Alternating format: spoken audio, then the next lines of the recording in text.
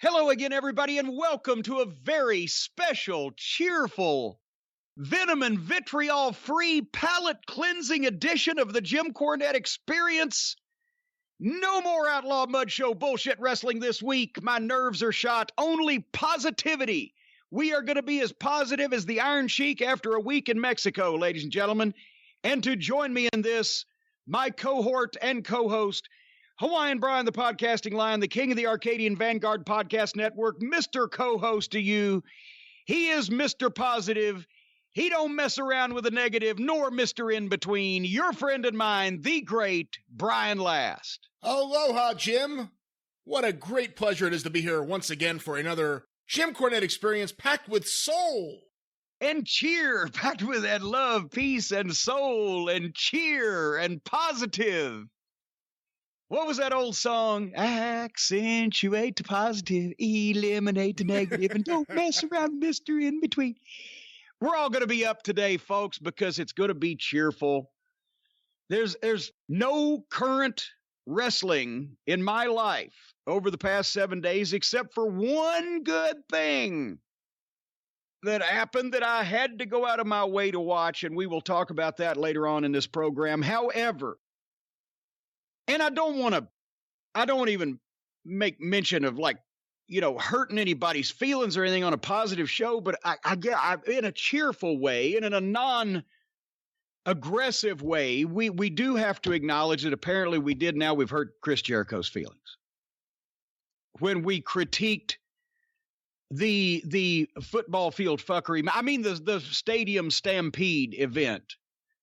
And I've known Chris for a long time, and I didn't know actually his feelings were that sensitive. But apparently, and I don't know much about this, is a late breaking story. I don't know much about this because I've been positively serving the fine Cornette's Collectibles customers over the last 24 hours or so, and I was only on Twitter briefly. I just saw the initial clip where but he said anybody that didn't like the stadium stampede match had no soul. Just no soul. Is that what he said? That was part of what he said. He said, I really didn't hear anymore. I have some quotes here. Let me read this. You are prepared here for this. Oh, I figured this may come up. Yes. Well, yeah, we're going to be positive. And I don't think there's any reason not to be positive about this. We positively did not like that match, but let's get these quotes here. I'll tell you this right now. There's some people that are burying this match. Jim Cornette hated it. If you don't like this match, then you don't have a soul, because this was one of the most entertaining things that you can see. And if you're talking about a Jim Cornette, he booked a segment where I put his face in cake in 1994. This is the 2020 version of sticking someone's face in a cake. This is the style of wrestling that I love. We have everything in there. If you didn't like that, then you don't like wrestling. Because this is what the essence of wrestling is, which is entertainment, but all sides of the coin. And I was very proud of it. And like I said, one of my favorite things I've ever done. When your old friends suddenly lose their rabbit-ass minds, what do, Brian?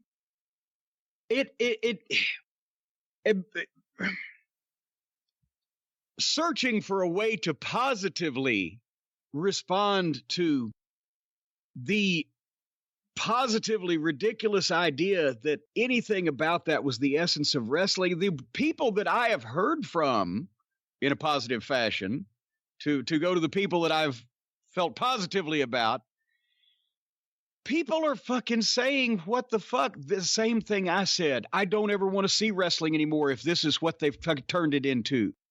The late night television, Benny Hill sketch. The fucking Friday. It's not even Saturday Night Live. Saturday Night Live did several wrestling sketches, and with stars in them, at least you had star power.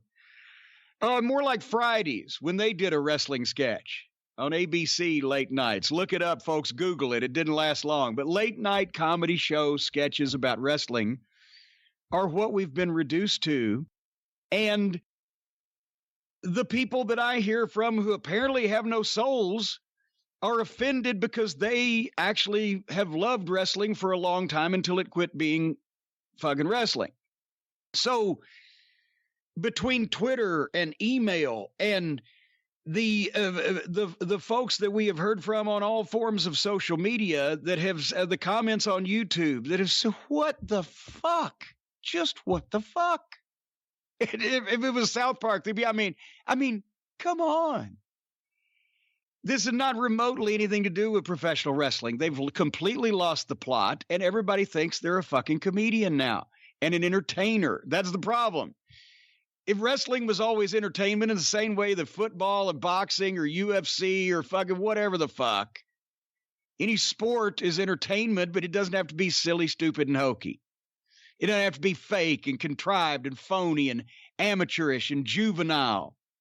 You don't have to make mockery of it and piss on it when people that, for all these years that did it right, fucking blazed a trail for you to come in and fucking vomit in its fucking face. So positively, I hate that we hurt Chris's feelings, but on the negative side, there are literally millions of soulless people out there. The zombie apocalypse has happened and we didn't know it. Apparently, your skin doesn't rot, but your soul is left because all the people we've heard have said, this is why we can't watch this fucking shit now. We watched wrestling all our life. It's fucking offensive. It's a joke. It's just not even worth our fucking time because it's all just fucking silly. That's what they say, positively. But who are we? We have no souls.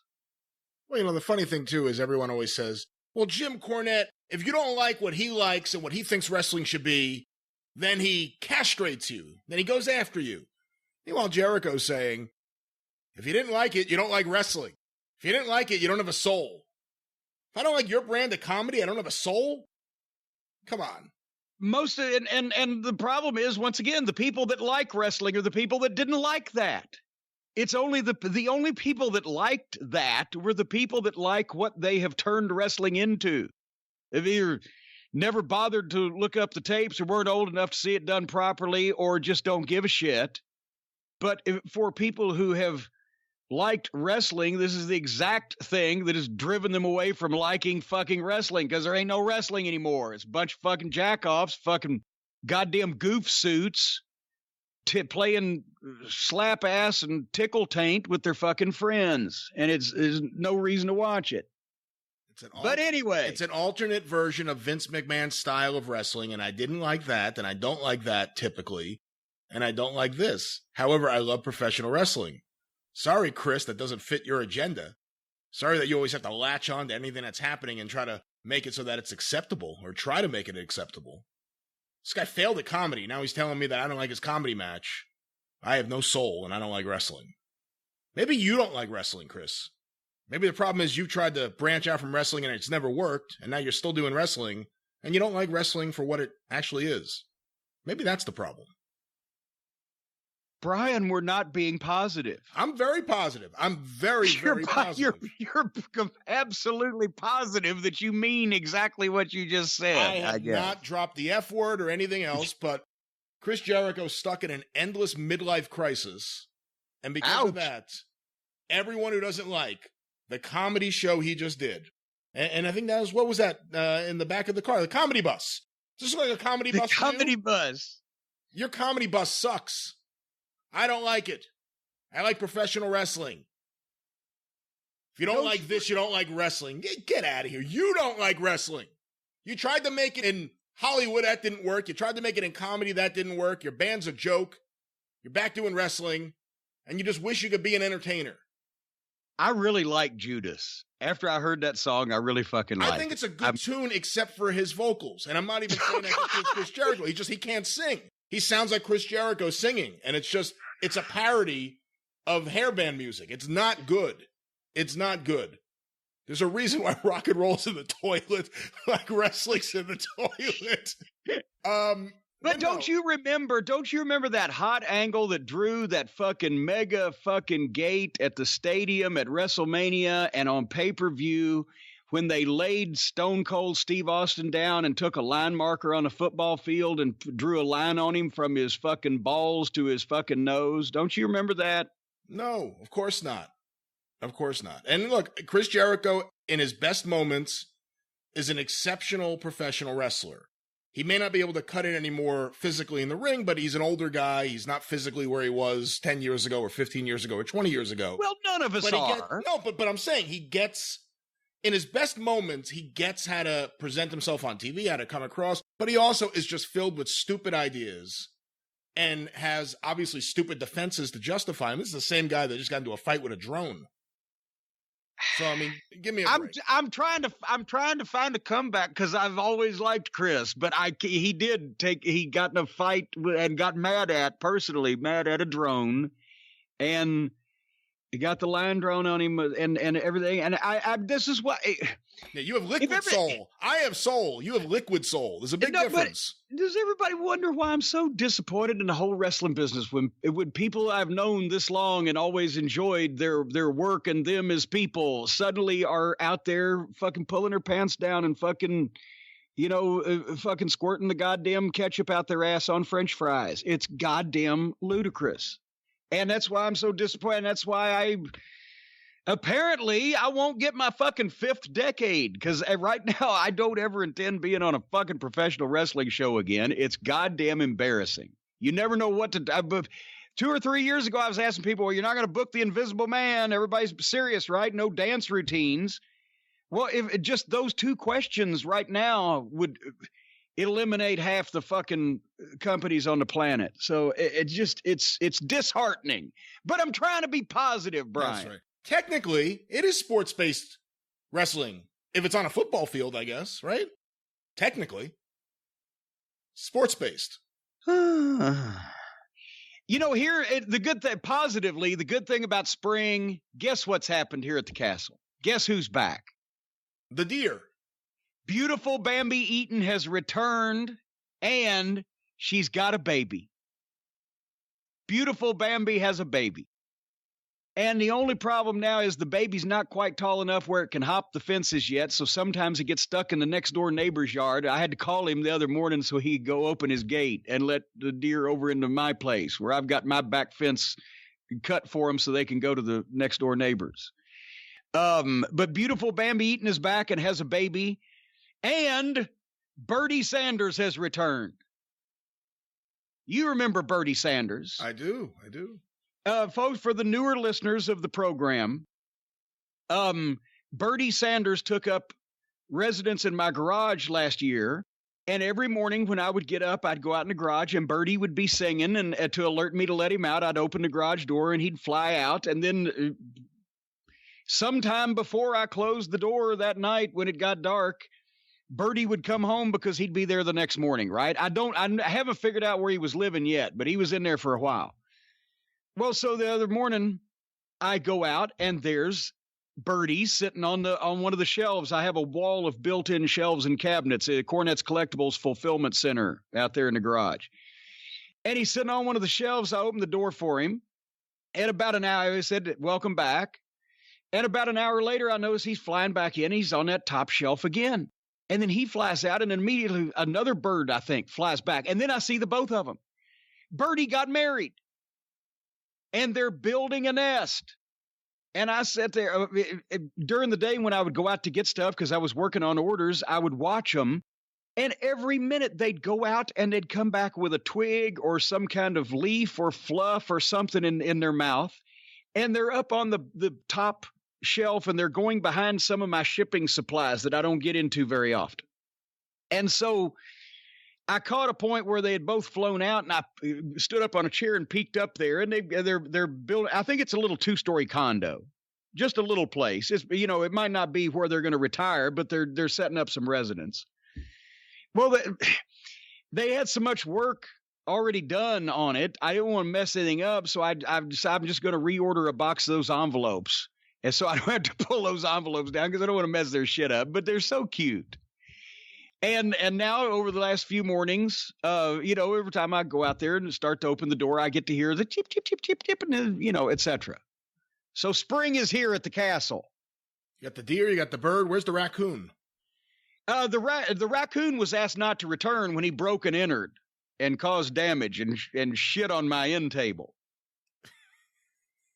He did.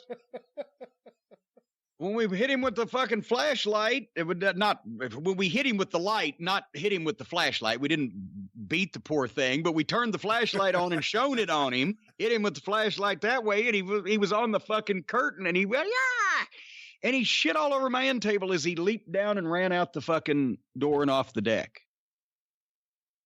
Anyway, I guess I should mention the merchandise update, which is a positive one. It's positive today. If you ordered from Cornette's Collectibles in the month of April, your stuff is already either there or it's been sent out, including all the internationals. As of this morning, what is today? Saturday, May the 29th, 30th? 30th. As of this morning, every single last international went out, except I've got about 6 or 7 orders of various kinds where people have given me incomplete addresses, and I've contacted them or tried to re-same. But otherwise, all that's been sent out. I appreciate the international orders for your patience.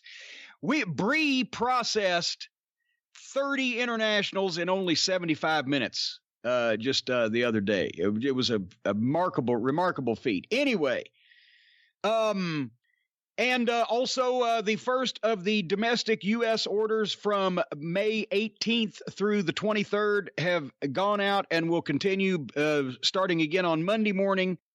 And I believe I'm going to be able to keep a 12, 14-day turnaround from the time I receive it till the time it gets in the mail, if not trying to catch up a little more. I'm still not going to advertise any of the products or mention the website because, as we've mentioned, apparently they do sell themselves. Even when I beg you not to buy them, they sell. But there is hope that if you want to be one of the elite members of this exclusive club known as Cornette's Collectibles customers that is so successful and prosperous that we don't even mention the website nor ask you to buy things that we don't mention that are for sale, you can be reasonably certain that within a couple weeks you will be getting your package. We've got it under control for right now. And thank you, ladies and gentlemen, for your support. What's next? Vince McMahon positively won't buy the XFL. Did you hear about this? I heard that story. I didn't research it too heavily, but I heard about it. Well, I didn't need to research it to get the quote from Vince. He trumped himself. Just like, President, I'm being positive. Just like that guy, does every time he does or says something stupid or crooked, he's basically talking about himself and admitting what he was going to do. One of the quotes was that Vince basically said, well, I was thinking about it, but this really made me decide not to. He actually said this blowback made me decide for sure not to. Like he was considering it before, but anyway, of course he was considering it before. If nobody had noticed, he probably would have done it. But yeah, I don't know why I'm painted being the bad guy about this. Well, this made me decide I'm not going to do it. That means you were thinking about doing it. Doesn't it?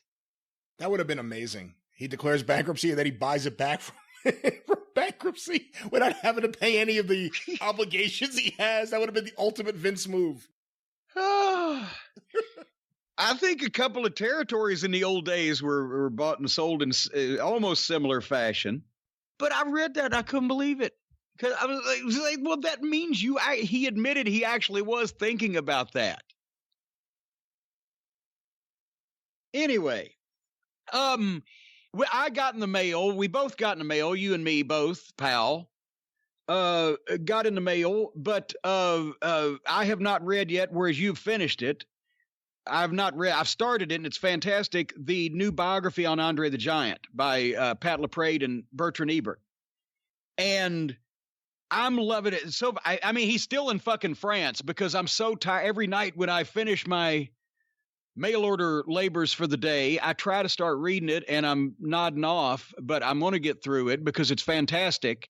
But he's still in France, but this is one of the most well-researched already books that I've seen. And I hate to say this, it's not like your normal wrestling book where, I mean, wrestling has a number of talented writers, but not a lot of Hemingways. But this could be a biography of any great celebrity, sports figure, whatever. They did a fantastic job, and it's minutely researched so far with shit. If they know this much about France, I can't wait till till he gets over here where I actually knew something. But I didn't know France had such an incredible pro wrestling business in the 40s, 50s, and 60s. Yeah. That's not something that got a lot of publicity, especially, obviously in, the days before video or whatever, you wouldn't see a lot anyway, but the magazines would cover things. And even in England or Australia, because of Barnett, etc. But you didn't hear a lot about wrestling in France, but they were drawing fairly big houses. Anyway, it's a great book. And as a matter of fact, who's going to be on your show coming up to talk about it? Which one of these two fine fellows? Well, the next 605 Super Podcast, Bertrand D. Bear will be on to talk about the book. I have to say, I've read just about every wrestling book out there. This is probably the single best wrestler biography ever done. It is astounding in the research they've done. With Andre, I'm sure you're well aware, he's clouded with myths. Yeah. I mean, just nothing but myths. I mean, everything going back to how he was discovered, not just his height and his weight, and everything else, how many beers he drank. Well, wait a minute. Everybody knows how he was discovered. Fuck, he wandered out of the woods to help Edward Carpentier move a big redwood tree from in front of his car. Exactly. Well, that myth and his hometown and how many beers he drank and everything else is discussed in this book. It's really just a mammoth effort they put forth here. It's a fantastic book. The next 605, I'll do my plugs right now. The next 605 Super Podcast, The Mothership! Ah, shit, I wasn't ready with anything. God See what happens. On the next episode, Bertrand D. Bear, we're going to do a great segment about Andre the Giant. I think everyone will really like. Also on the next episode, we have Brad Baluchian, who just put out a great book about baseball called The Wax Pack. I encourage every baseball fan to check it out, where he bought a 1986 pack of Topps baseball cards and tracked down every single player in the pack to find out their story and their life since their baseball career ended. But in the middle of this book, he dropped a little line that at one point he was working on a biography of the Iron Sheik until the Iron Sheik threatened to kill him. So we talked to him about his project that didn't work out, the Iron Sheik biography. We also have Steve Verrier on Gene Kiniski and a segment that we just recorded I think everyone will love, Jeff Winningham on his amazing photo book, Friday Night at the Coliseum, which has just been reissued. Of course, this is a deep look at Houston wrestling. We talk all about his experiences with Paul Bosch and Houston wrestling, his memories of the fans, the wrestlers. This is a really, really cool and fun segment. I think everyone will like it. And just a little preview right now, that's episode 103. Episode 104 is also in production. We've recorded several segments, and I'm very happy to say one of them has now been cleared by legal, so we can actually play it on the air.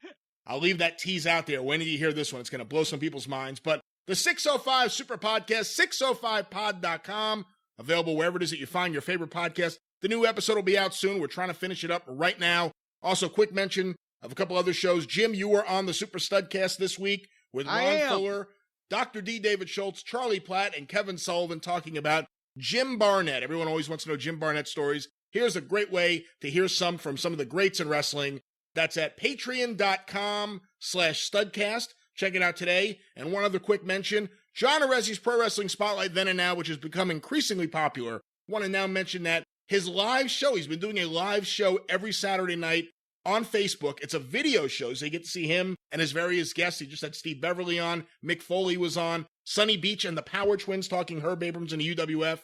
These shows are now on the Arcadian Vanguard video channel. I think the old address was tinyurl.com/corny YouTube, the original Jim Cornette YouTube channel. Go there. Of course, you can access the Jim Cornette archive, but also now the episodes of John Arezzi's Pro Wrestling Spotlight Live, which are taking place each and every Saturday. This is great stuff.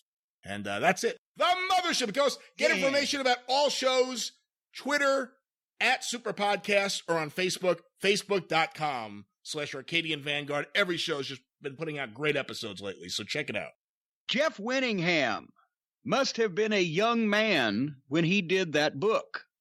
Yeah, he was in his, I want to say, mid-20s. Because, and for those of you who don't know, and now that it's being re-released, that's great. Jeff Winningham, was he working for the newspaper down there at the time, or did he just do it was he just a freelance photographer? No, I believe he had just come down there. He had returned to Houston, and he was working actually at the university. He was a professor of, he says it in the episode, I don't remember off the top of my head, a professor of photojournalism or something. Well, I'm glad you pay so much attention. But the point is, he was a wonderful photographer, and he went to the Coliseum in Houston, Sam Houston Coliseum, on Friday nights and shot pictures of these classic it was a really hot period for Houston wrestling in the early 70s, and a lot of names.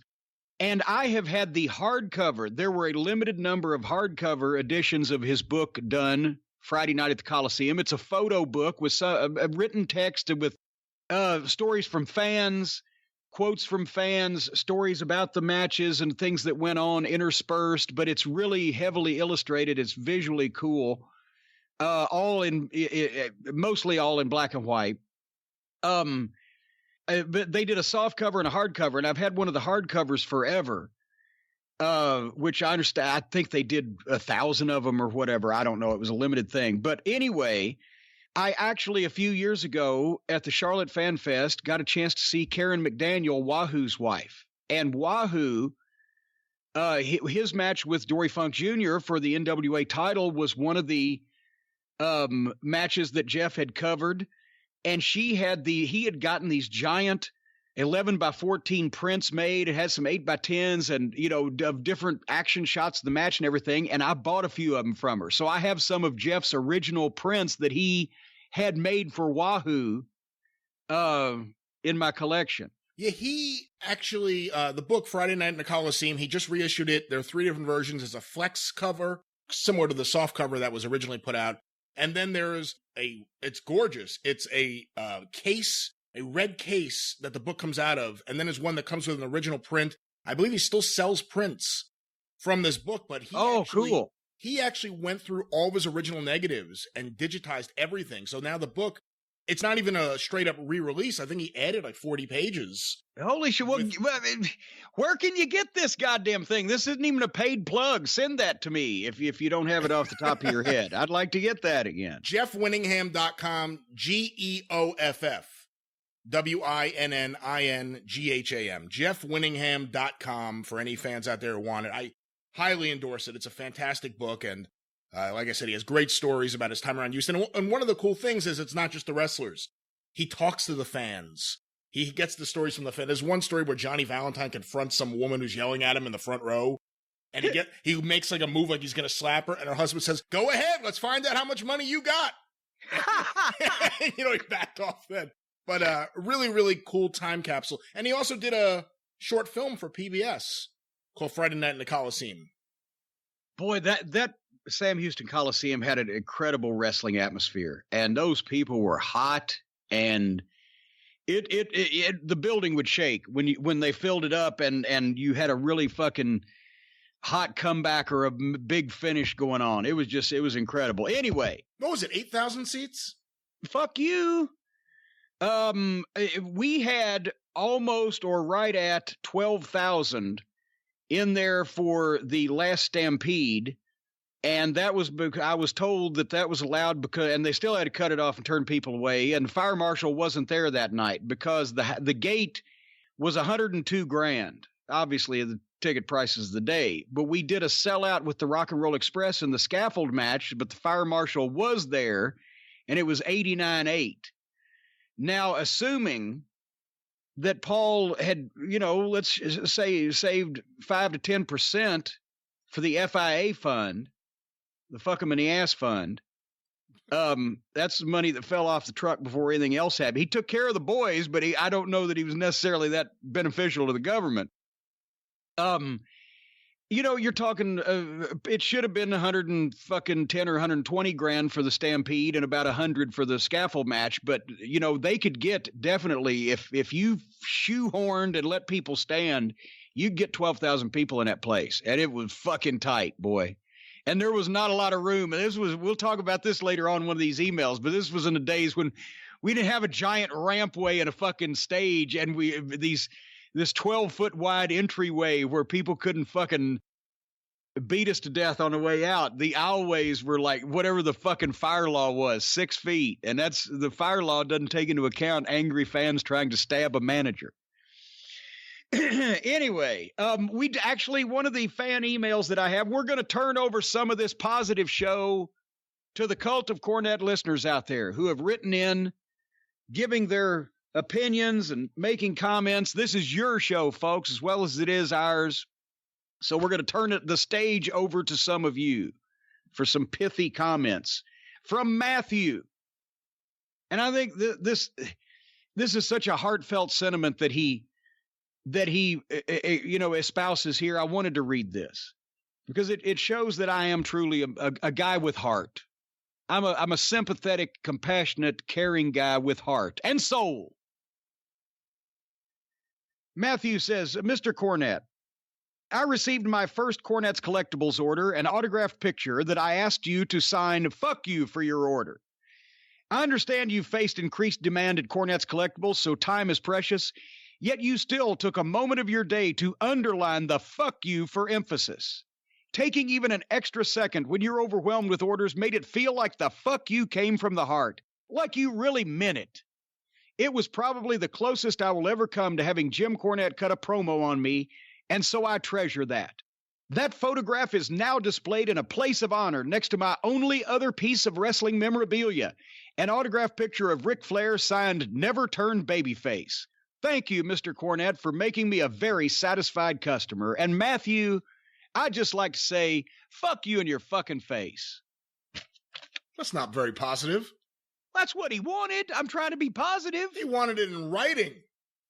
He didn't want it verbally. Well, I mean, he said it'll be the closest I'll ever come to have Cornette cutting a promo on me, so I thought I'd cut a promo on the prick. All right. Fuck you, Matthew. Hey, whoa. All right. He didn't want you to call me a prick.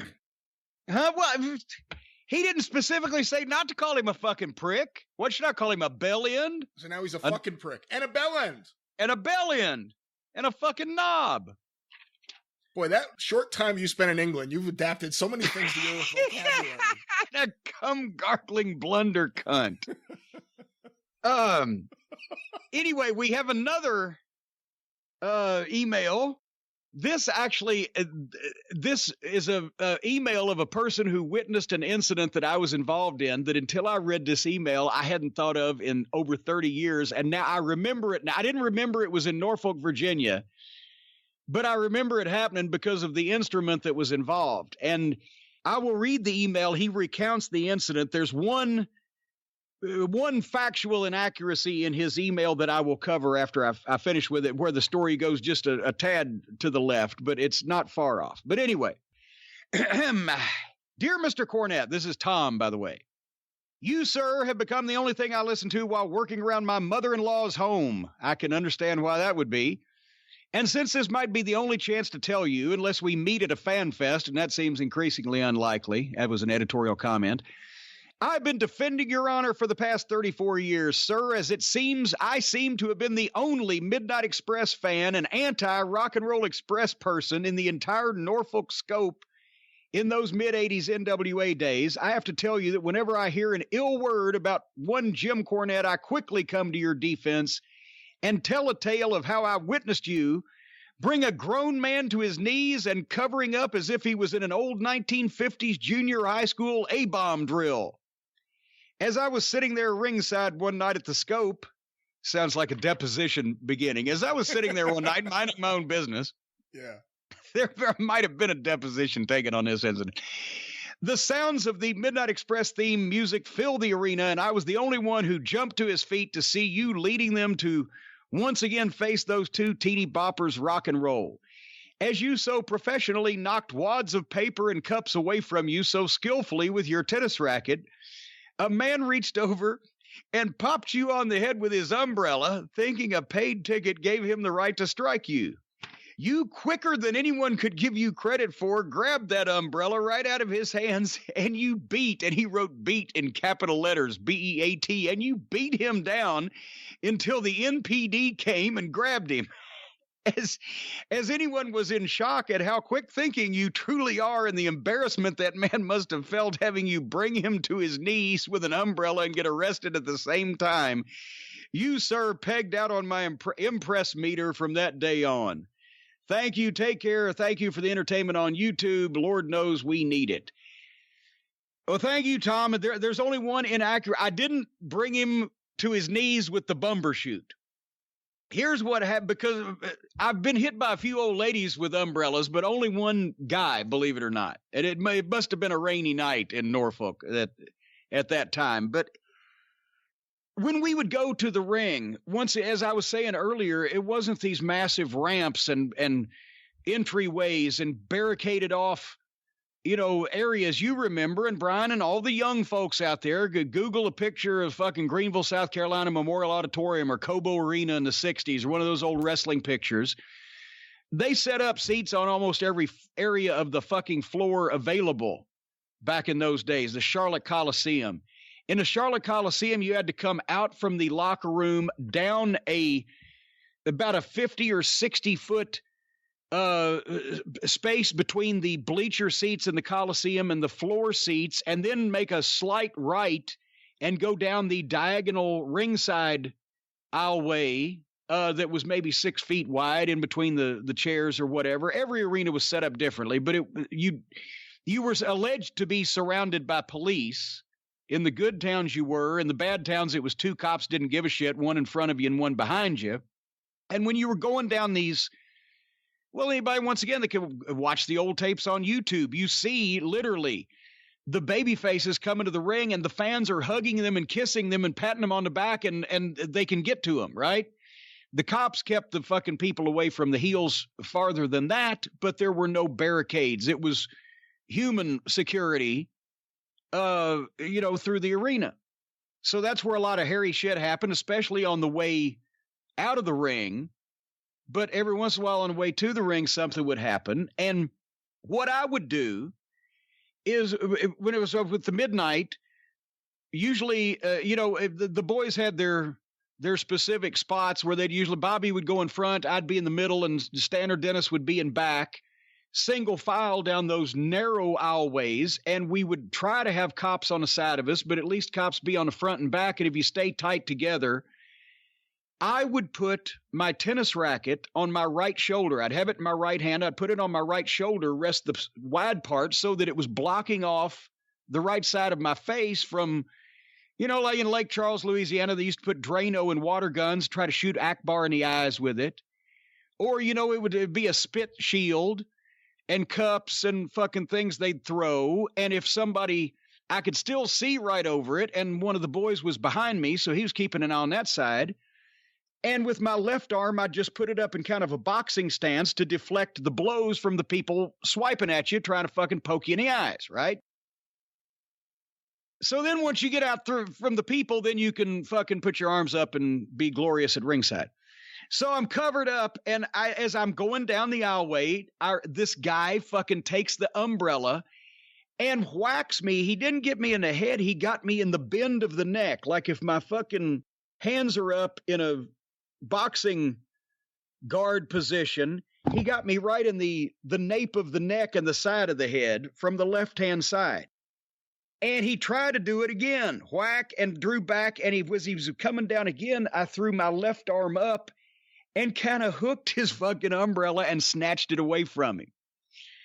Well, that's with my left arm. As I snatched the umbrella with my left arm, I'm coming around the right side because I got the racket. And it was the racket I was bringing him to his knees, whacking him over the head with. When I snatched the umbrella with the left hand and took it down, I whacked him an overhead right serve, whoom, on the head, but with the edge of the racket. And then I dropped the umbrella and grabbed and had a couple or three two-handers that really dropped him before the cops got there.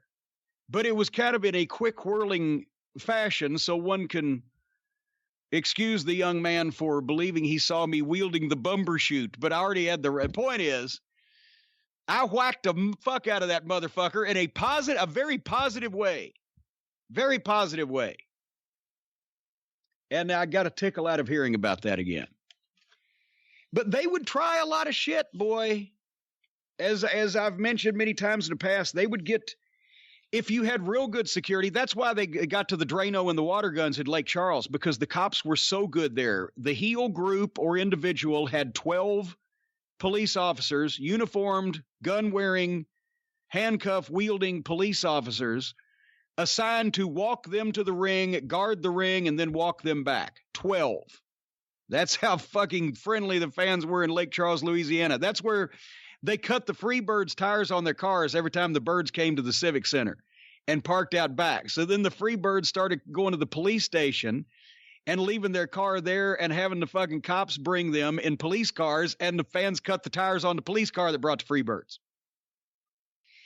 And then they'd shoot glue in your fucking car keyholes, and they'd lipstick your headlights so you couldn't see, and et cetera, et cetera. But yeah, the cops would form a complete circle, like a flying wedge, and take you down, and they would be several feet away from you. And they'd lock arms in a circle and take you through the ringside area.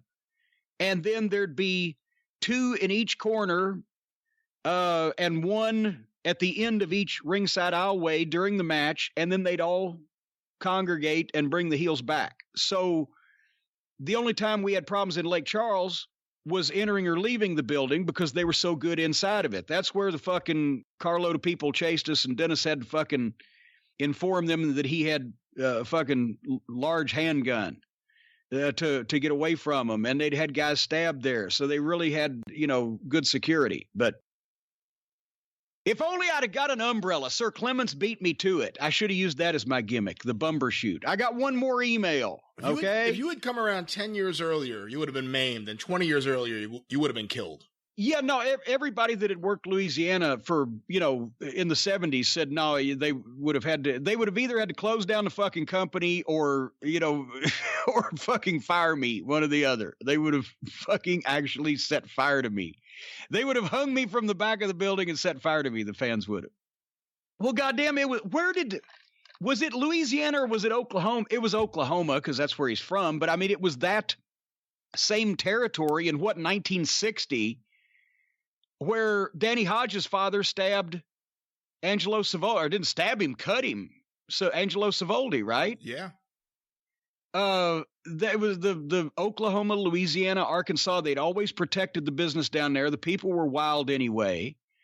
But of course, this was an even more special case, but they had a lot of problems in that territory and in that adjoining part of Texas. But I just said that story, and maybe I'm burying the lead like everybody knows what happened. But Danny Hodge, when he turned pro, he'd been the, fucking greatest amateur wrestler the United States ever produced, and legendary Danny Hodge. He turns pro. He wins the World Junior Heavyweight Championship from Angelo Savoldi. They're having the fucking one of the big rematches from their program in, was it Tulsa then, or where do you think it was, Brian? Now that I'm trying to give details. Oh, I don't know. I can't remember where the match, but in somewhere in that Oklahoma, Louisiana territory, they're having a fucking match. Hodge's father, Bill Hodge, is there.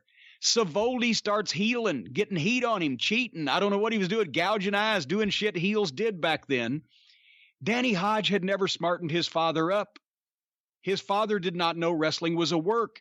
His father fucking jumps up on the goddamn apron of the ring and slices Savoldi for 70-something stitches with a knife for whatever heel tactic he had pulled on Hodge that the referee was letting him get away with. And I mean, you have to commend Hodge for then he smartened his dad up after that. And boy, I bet his dad felt like he had some egg on his face then. And Savoldi didn't press any charges because goddamn, apparently he was a really good fucking convincing heel. But, and now there's people on Twitter going, well, this is all supposed to be silly and fun. And hasn't everyone always known that it was all phony? Fucking goofs, idiots. This is what wrestling is. Anyway, but positively. So anyway, one more email I got. You want to hear it? Here it goes. From Francis. Hi, Jim. I've been a wrestling fan most of my life. My earliest and fondest memories are of first seeing wrestlers such as The Undertaker and Bret Hart. Here is the help I need from you if you would be so kind. I've tried and tried to watch AEW lately, and I just can't do it. To be fair, I'm struggling to watch most modern, in quotation marks, wrestling lately. However, I gave Double or Nothing a chance, and this time my wife joined me in viewing this show. After seeing such bullshit like Jelly Nutella, Havoc, and Pockets, she quite understandably got up and walked off to do something else. I, on the other hand, tried to brave through and watch the ... quote, main event, unquote, ... Halfway through, my wife came back to the sofa to see the final few moments of this clusterfuck of a display. She looked at me and said, "Why are you still watching wrestling after this crap?" Jim, I do not know how to answer this question. Do you? Thanks kindly, Francis. Francis? No, I don't. Francis, you and your wife have no soul. No soul. You don't like wrestling. Just, you don't like, and he said I started watching wrestling with names like Bret Hart and The Undertaker, so it's not like he's from the 70s.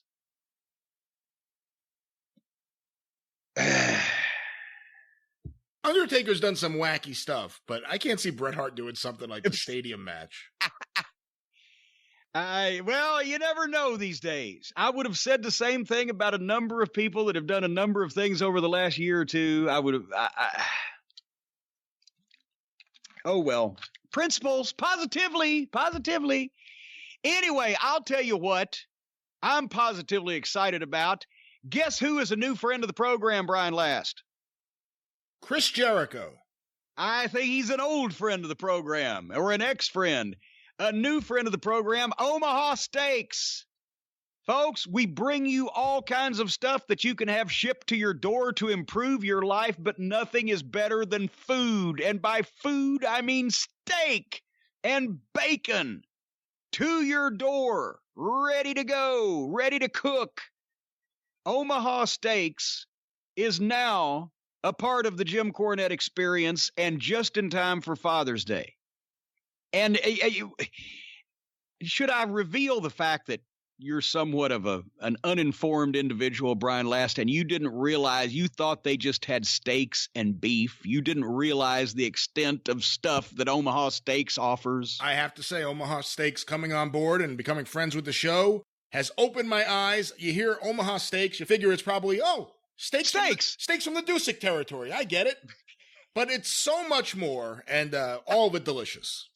No, in all seriousness, they've got hamburgers, they got sausages, they've got poultry, they got pork, side dishes, one-step family meals, desserts. They've got the whole 9 yards. But the best part is steak cut bacon.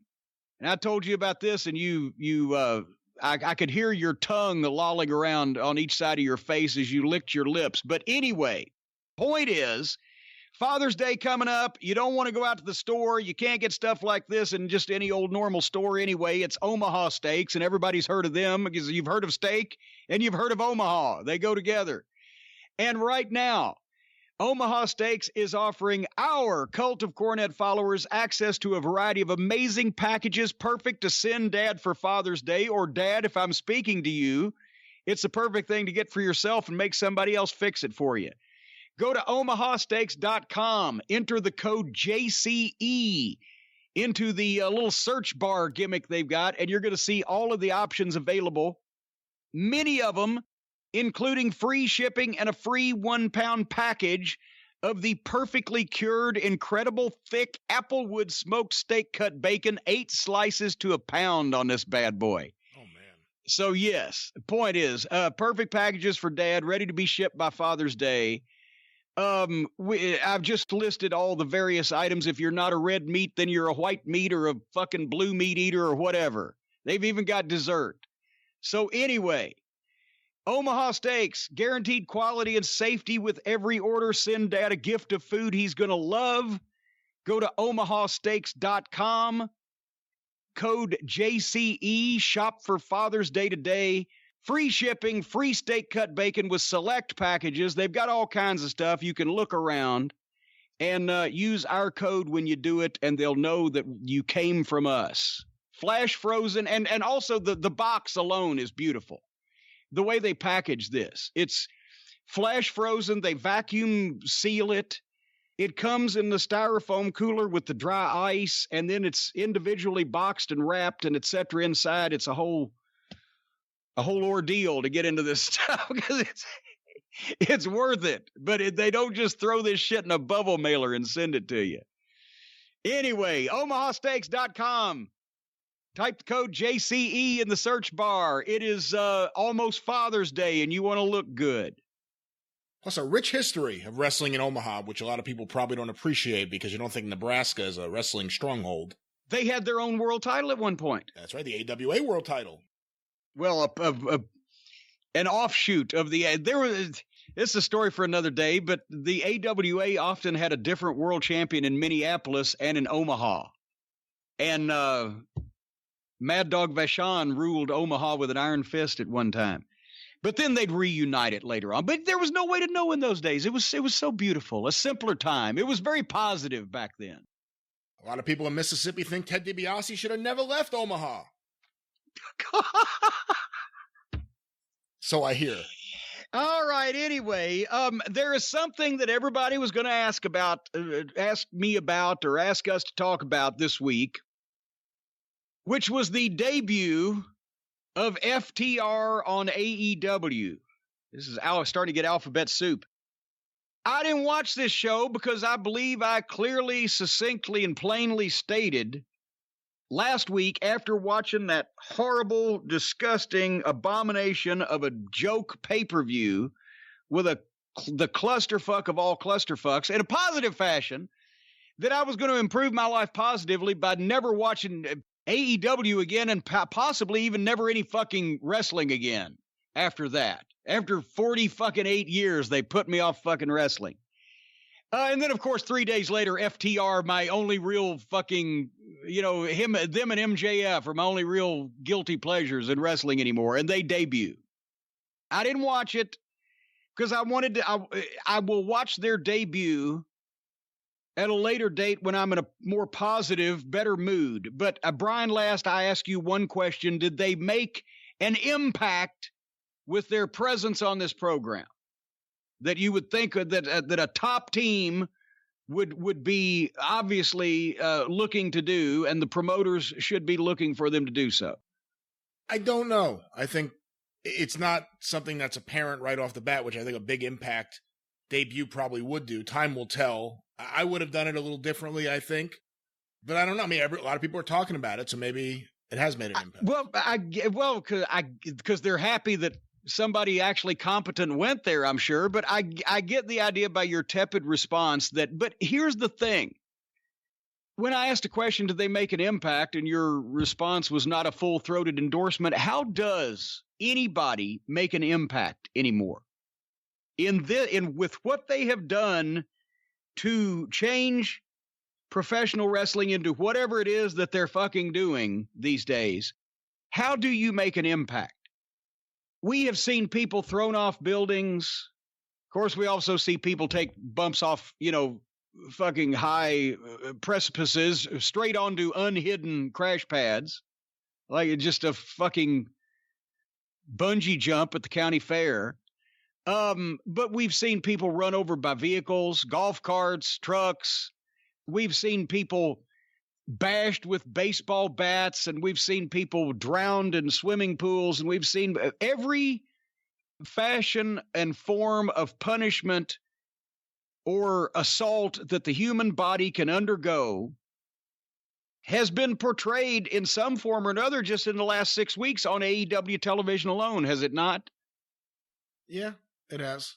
And then when you take into account that the WWE has 3 shows weekly and their pay-per-view included, as all the various antics that they endorsed in Titan Tower and diving off balconies and fucking throwing people through walls and whatever all the fucking comedy bullshit that was, and then off ladders and multiple ladders and ladders across things. And we just had Mike Tyson on the program also. Surprise debuts, are they really a surprise anymore? No, everybody kind of knows. Even if you don't know exactly when, pretty much it's going to happen because they are no longer in the other place, and there's only one place anybody could go. So the point is, whether it's The debut of a huge star, surprise out of nowhere, doesn't happen anymore. Is it an unknown talent suddenly coming in that nobody's ever seen and having a classic match and beating the fucking champion? No, doesn't happen anymore. Can't. Everybody knows who everybody is. Is it some violent, incredible fucking bump or move that somebody put on a beloved babyface to get over as a heel with heat? Well, it doesn't really matter because we've seen everybody take everything and they know it's all bullshit anyway. How do you make an impact? Think about this, ladies and gentlemen. I want you to visualize this in your minds. If you can, close your eyes in a positive fashion. Ladies and gentlemen, listening to the sound of my voice now, close your eyes and imagine. Take a deep breath and imagine you are in a world where the human being only takes a shit once a year. You are in a world where only one time a year, 365 days apart, every human being on earth takes a shit just once. That would be, when it happened to you, a fucking traumatic incident that would leave you with an emotional scar.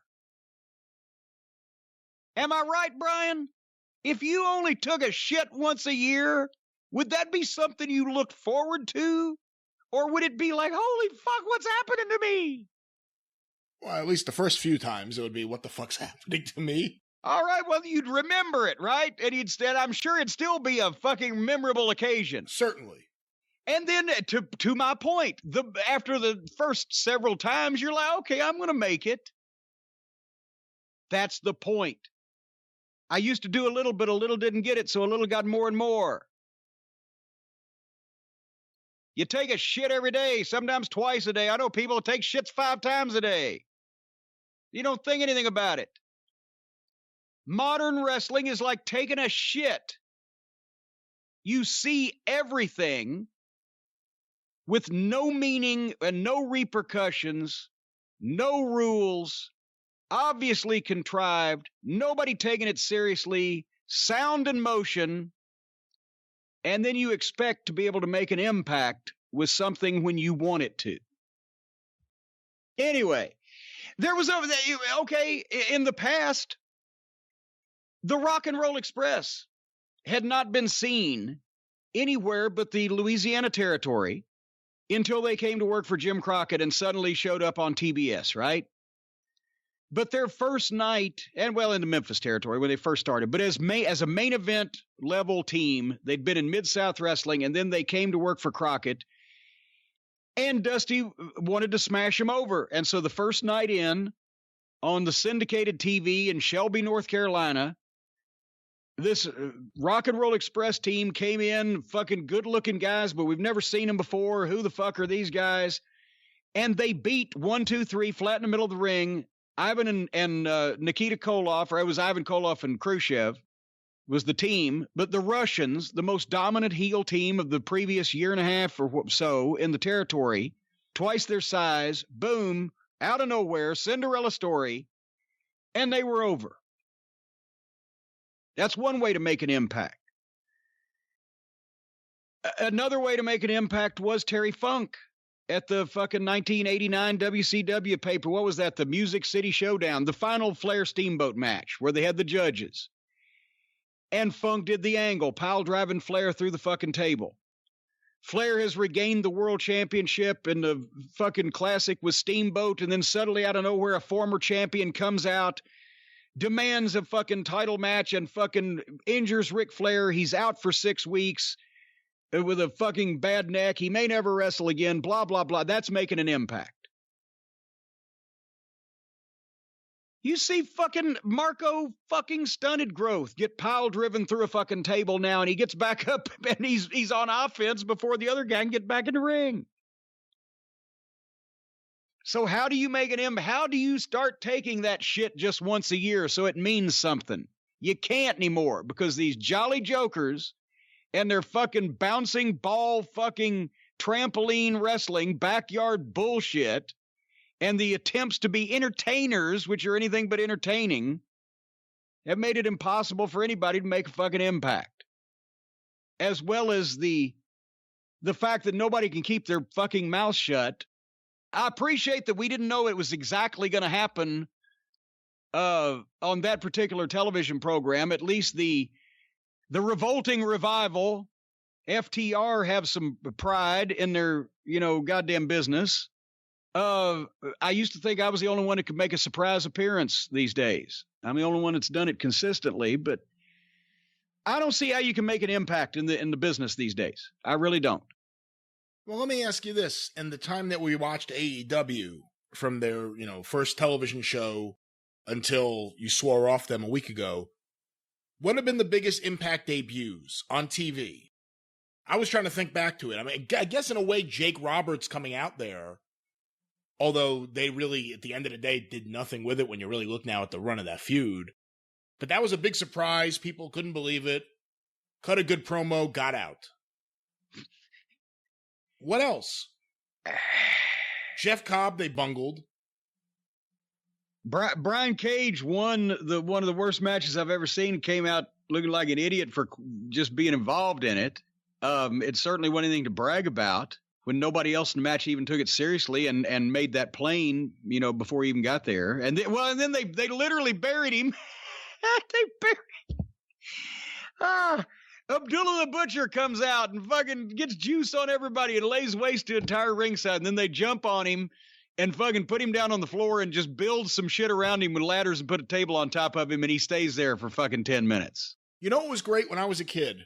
I don't know if you were watching at this point because it was before you went up there. But when Monday Night Raw first started, for the first several months, it was actually a great show. And they did a thing where in the Manhattan Center, Shawn and Diesel... Actually, it may have not been Diesel yet. It was just Shawn in the ring being interviewed. And some guy comes out of the crowd looking like a bum. And it was Marty Jannetty. And he pulls back his hood and the place pops because they haven't seen Jannetty since the Royal Rumble, since January. Yeah. And he challenges Shawn Michaels right there. And they have the match later in the show and he wins the Intercontinental title. And it was like, holy shit, I can't wait to see where they're going to go with this. You know where all that was coming from, don't you? Jerry Jarrett? Jerry Jarrett. That's when the original idea, because once Jarrett got up there, obviously he's talking to Vince about his philosophy, and the comparison that I heard, because I started on Raw in July of 93, right? So this was, a few months into the run. Yeah, this may have been May or June, yeah. The point was they wanted it to be, since it was a live show, or Raw meant live or as live to tape as they could get, or anything could happen, they wanted it to be like Memphis TV, where anything could happen, where shit you didn't expect took place. Not that didn't make sense in any universe, but that you didn't expect. Surprises and wildness and going off the fucking set type of thing. And that's, and that's when Vince for a while there was listening. That's another reason why it was kind of comfortable when I first went up there, because Jarrett's here. So this, they won't be booking the Invisible Man. But that was the flavor of what Raw was supposed to be, which then, of course, as soon as, and the WWE production team is great, not Kevin Dunn, but a lot of the people they get to work in the production department are great, but they always wanted to upgrade the production.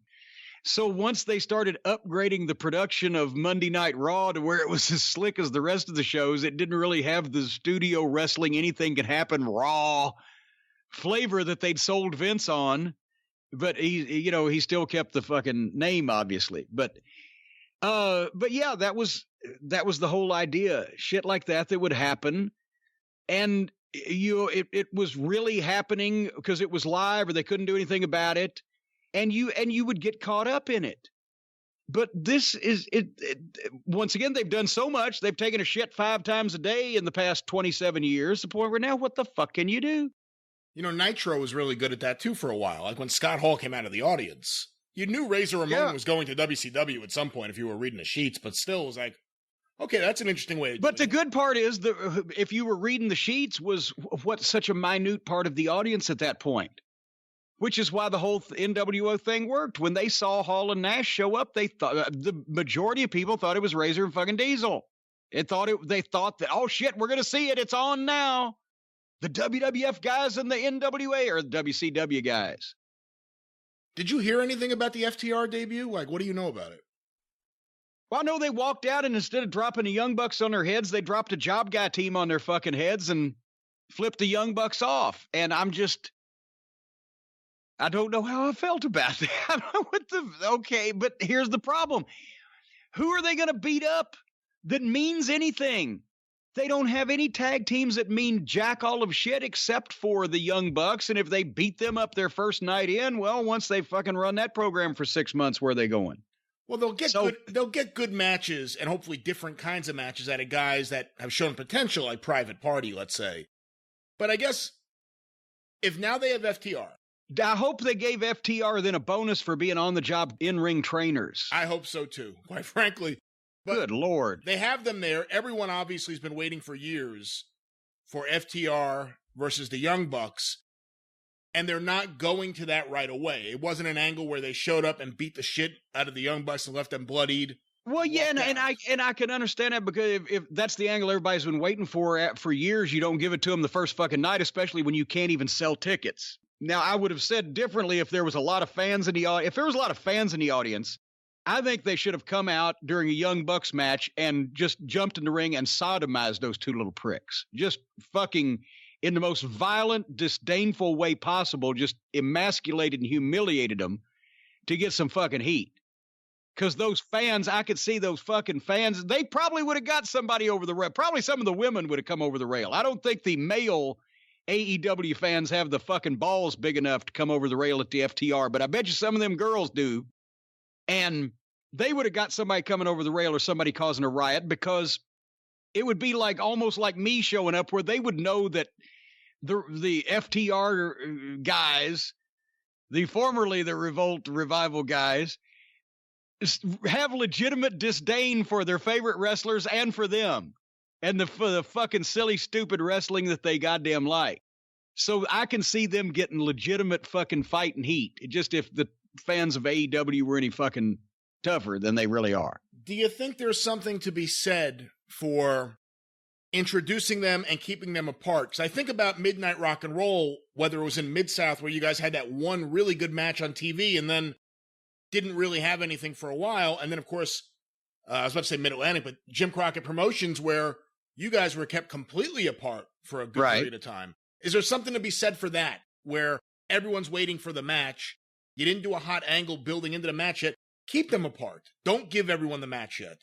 Well, yes, but here's the problem with that. It's good in theory, but you have to be able to get both teams busy and over at the same time to lead to their collision. And I mean, their tag team thing's so fucked up. I mean, the world's greatest wrestling artist and his disinterested alcoholic partner are the tag team champions, because supposedly Road Warrior and Balding Buck are so unselfish, they didn't want to be the champions.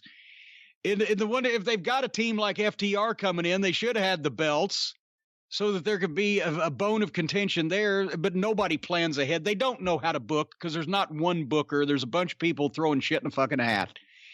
But to your question, yes, there's something to be said for that, but the Rock and Roll Express were in return matches with the Russians. They were in main events, and they were defending the title against, as I said, the most dominant heel team in the biggest NWA territory in the world of the previous year. Meanwhile, the Midnight Express had all kinds of fucking teams to get over. Jimmy Valiant and Ronnie Garvin, superstar. We were beating superstar Billy Graham once again, not at the fucking prime of his career. And it wasn't like Billy was a goddamn, technical prodigy at that point. But they were putting us over major names like Ronnie Garvin and superstar Billy Graham and Jimmy Valiant and the Sawyer brothers and all these other fucking teams that they were feeding us to get us over as the new hot heels in the territory. And we, except for a blow-off match on some of those programs or whatever, we were going over almost everybody to get us to that Rock and Roll Express point. They don't have any teams worth a shit or that are over, or both. Some of their teams may be worth a shit, but they're not over. None of their teams are over. So, well, they're over with their fans, but not as capable tag teams. They're just over as personality. The fans, they're like the best friends, but it's not like beating them gets you anything. Well, yeah, that's what I'm saying. They're just all friends. It's not like anybody looks up to the best fucking friends. I can't even say that fucking name is a goddamn joke, but you know, it's not like anybody. I gotta stop you there. I heard from someone the other day who had never watched AEW and watched it. I forget who said this to me, and they said, "Oh, I saw it on Twitter," and they said I thought that was the nickname you guys came up with. Yeah, they didn't know. I watched the show and found out that was their real fucking name. What a bunch of fucking idiots! Tag team of the best friends. But you know, their fans like them as two of the interchangeable fucking, you know, outlaw fuck knuckles that do spots and moves. But it's not like somebody's going to fucking climb the rail and try to cut you if you fuck them around because they know they're bullshit. They just like to watch them like trained monkeys. Nobody is, and also I'm talking about on a wide mainstream basis over. Nobody, they don't have any tag teams that you can get any legitimate heat or any legitimate credibility by defeating. Wow. It's amazing. I mean, it can be done in indie wrestling and Ring of Honor. Ring of Honor, both under Gabe Sapolsky, under Adam Pearce, under fucking Delirious. The fan base, when you finally gave them an upset, like a guy who had been underneath or in the middle and is coming along and suddenly, you know, has been denied a championship match and then gets one but fails, and finally when he gets that fucking carrot at the end of the stick, the people are like, wow, he earned it. And because he beat whoever beat Samoa Joe got over, whoever beat fucking Eddie Edwards got over, whatever the fuck. Then that person got over because of who they beat. But all these people, not only are they jokes and they treat their matches as jokes, but they all beat each other, except for they've done it right with MJF. He's undefeated, I think they said this year or something, and in singles matches, whatever the fuck. Which is another reason why their ranking system is so stupid, because then it exposes they don't know how to book. A ranking system would be great. It's not that hard to give a guy a great record in a work sport, but they're not smart enough to do that. So they had fucking pushed guys coming out and fit 500 fucking winning percentage. You fucking morons. But in a positive fashion, it's just hard because when you don't make things important and you don't take things seriously, you invite your viewers to feel the same way.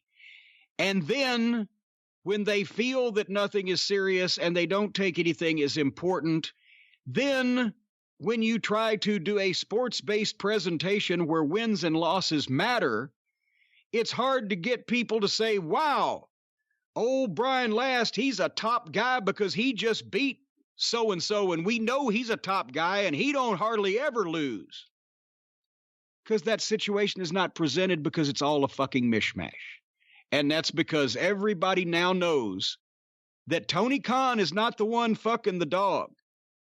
Tony Khan is just a prolific head holder.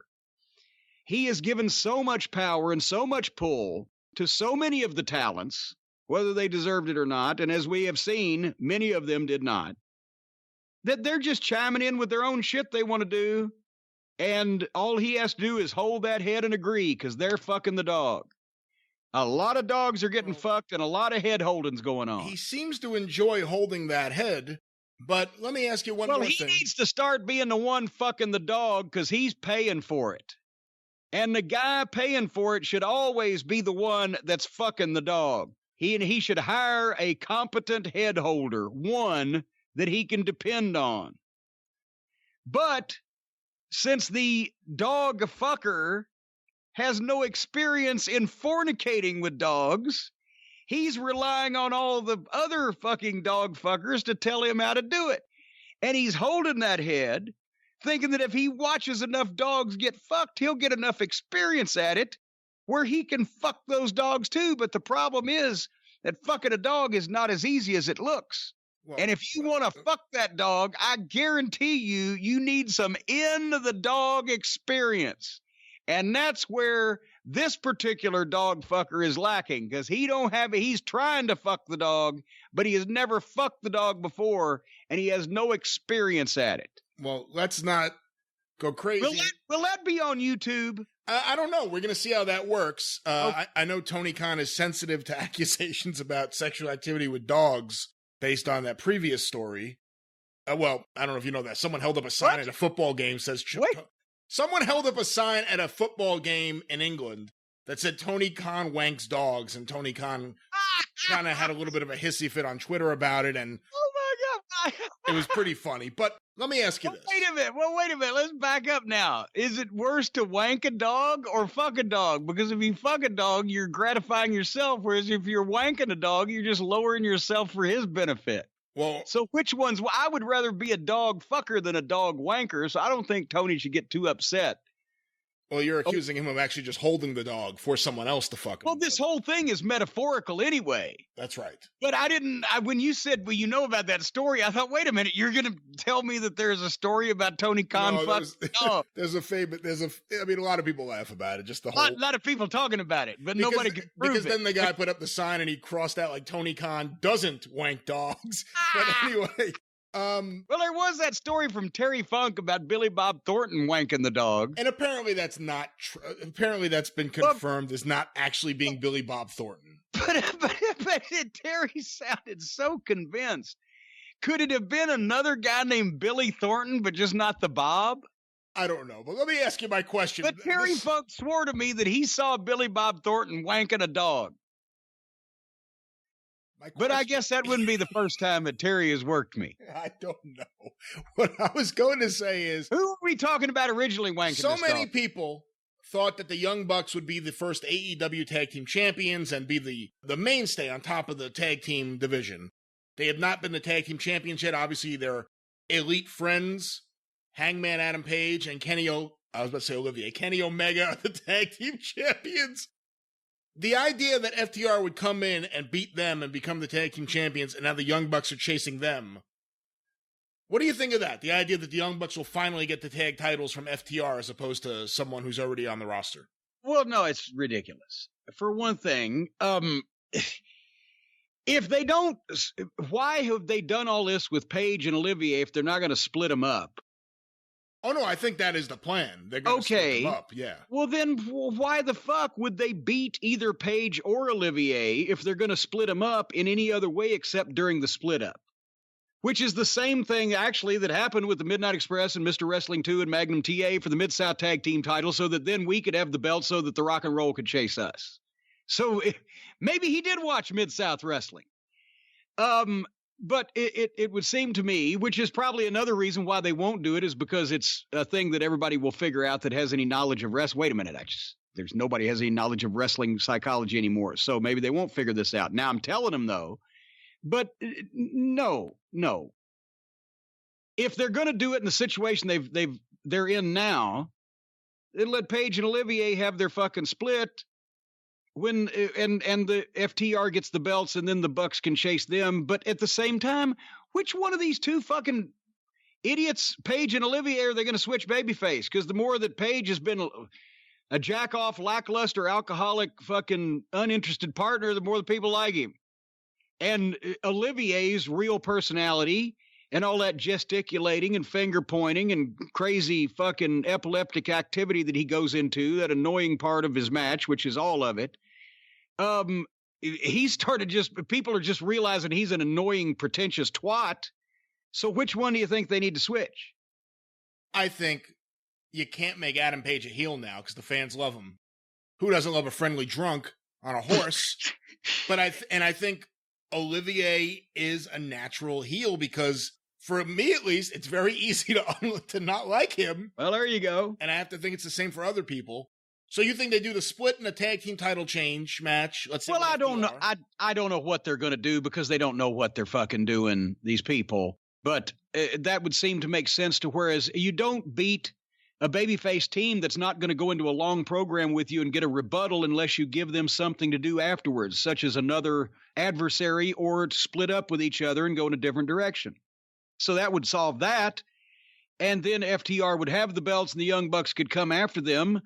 But at the same point, if they knew that if they knew this was going to happen, it just seems like the best thing because the Young Bucks were the only tag team they signed at the start that had any value whatsoever.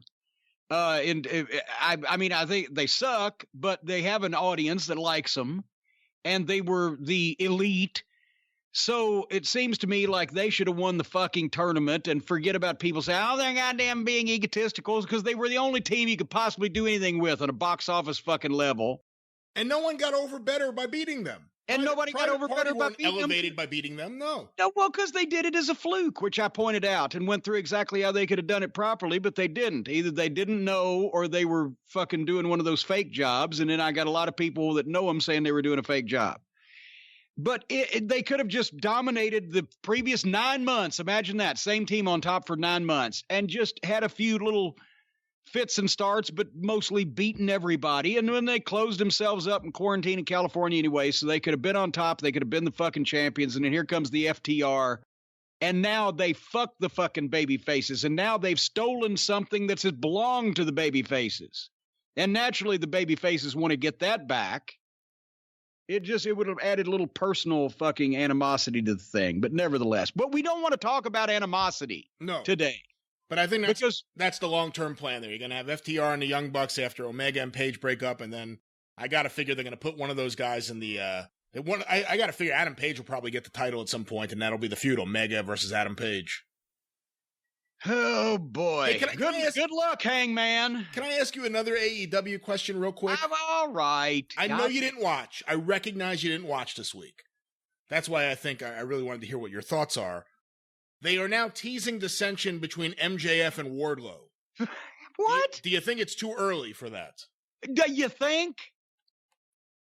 It's not a messy divorce if they've only been dating for 2 weeks.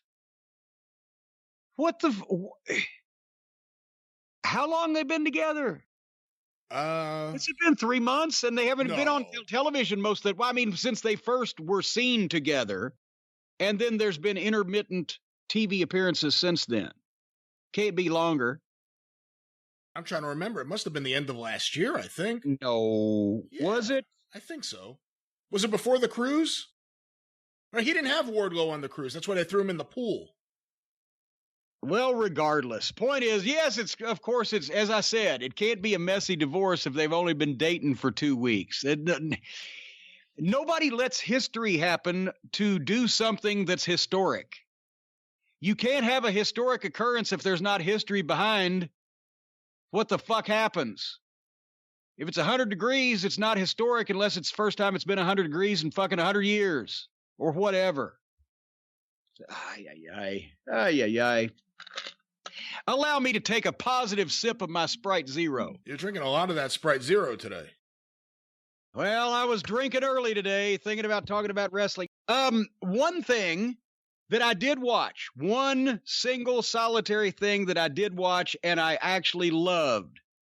And I can't believe that this has happened in modern day wrestling, but they've come up with a new gimmick match that actually doesn't spit on wrestling. NXT, the Fight Pit match with Matt Riddle and Timothy Thatcher. Everybody, I had several people, you said something about it.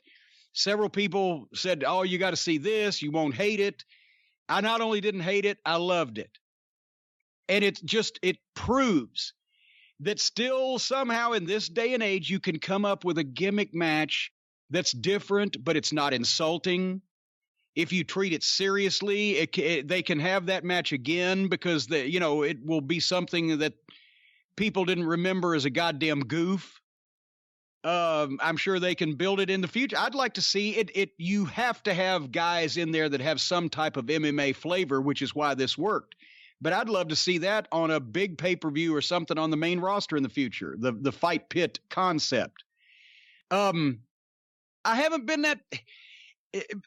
I haven't seen it with Matt Riddle in the matches that he's had when we were watching NXT because there was the element of he was still a little silly in the funky movements he makes and etc. But in this case, this was his element.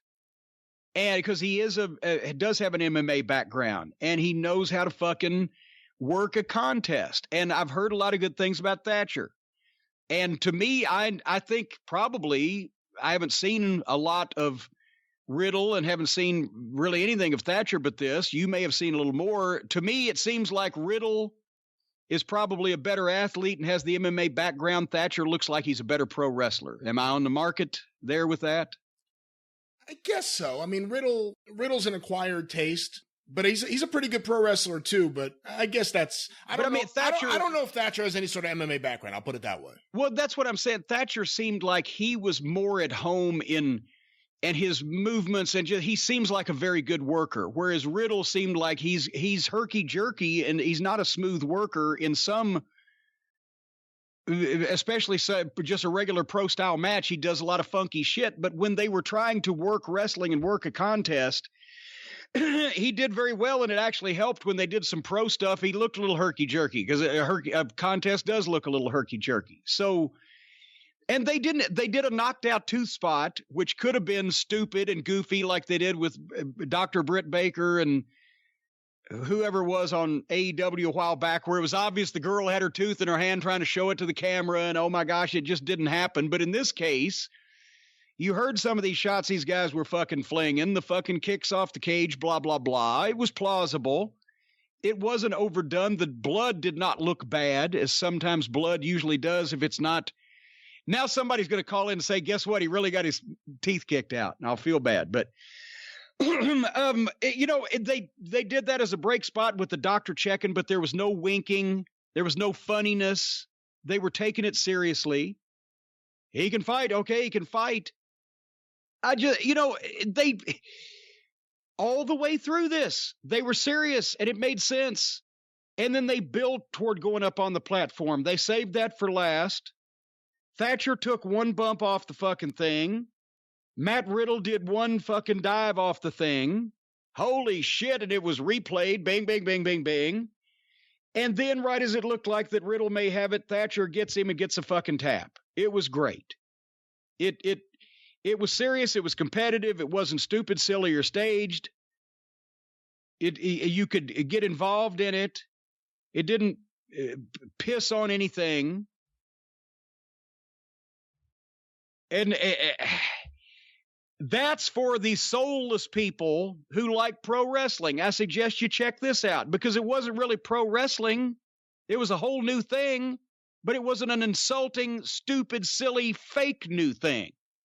It was a new thing that would fit with wrestling. I could have seen Jack Briscoe and fucking Dory Funk Jr. having a cage fight type of thing. I don't know about the platform on top. I don't think Dory's going to be taking those bumps, but it's not putting a screen door on a submarine.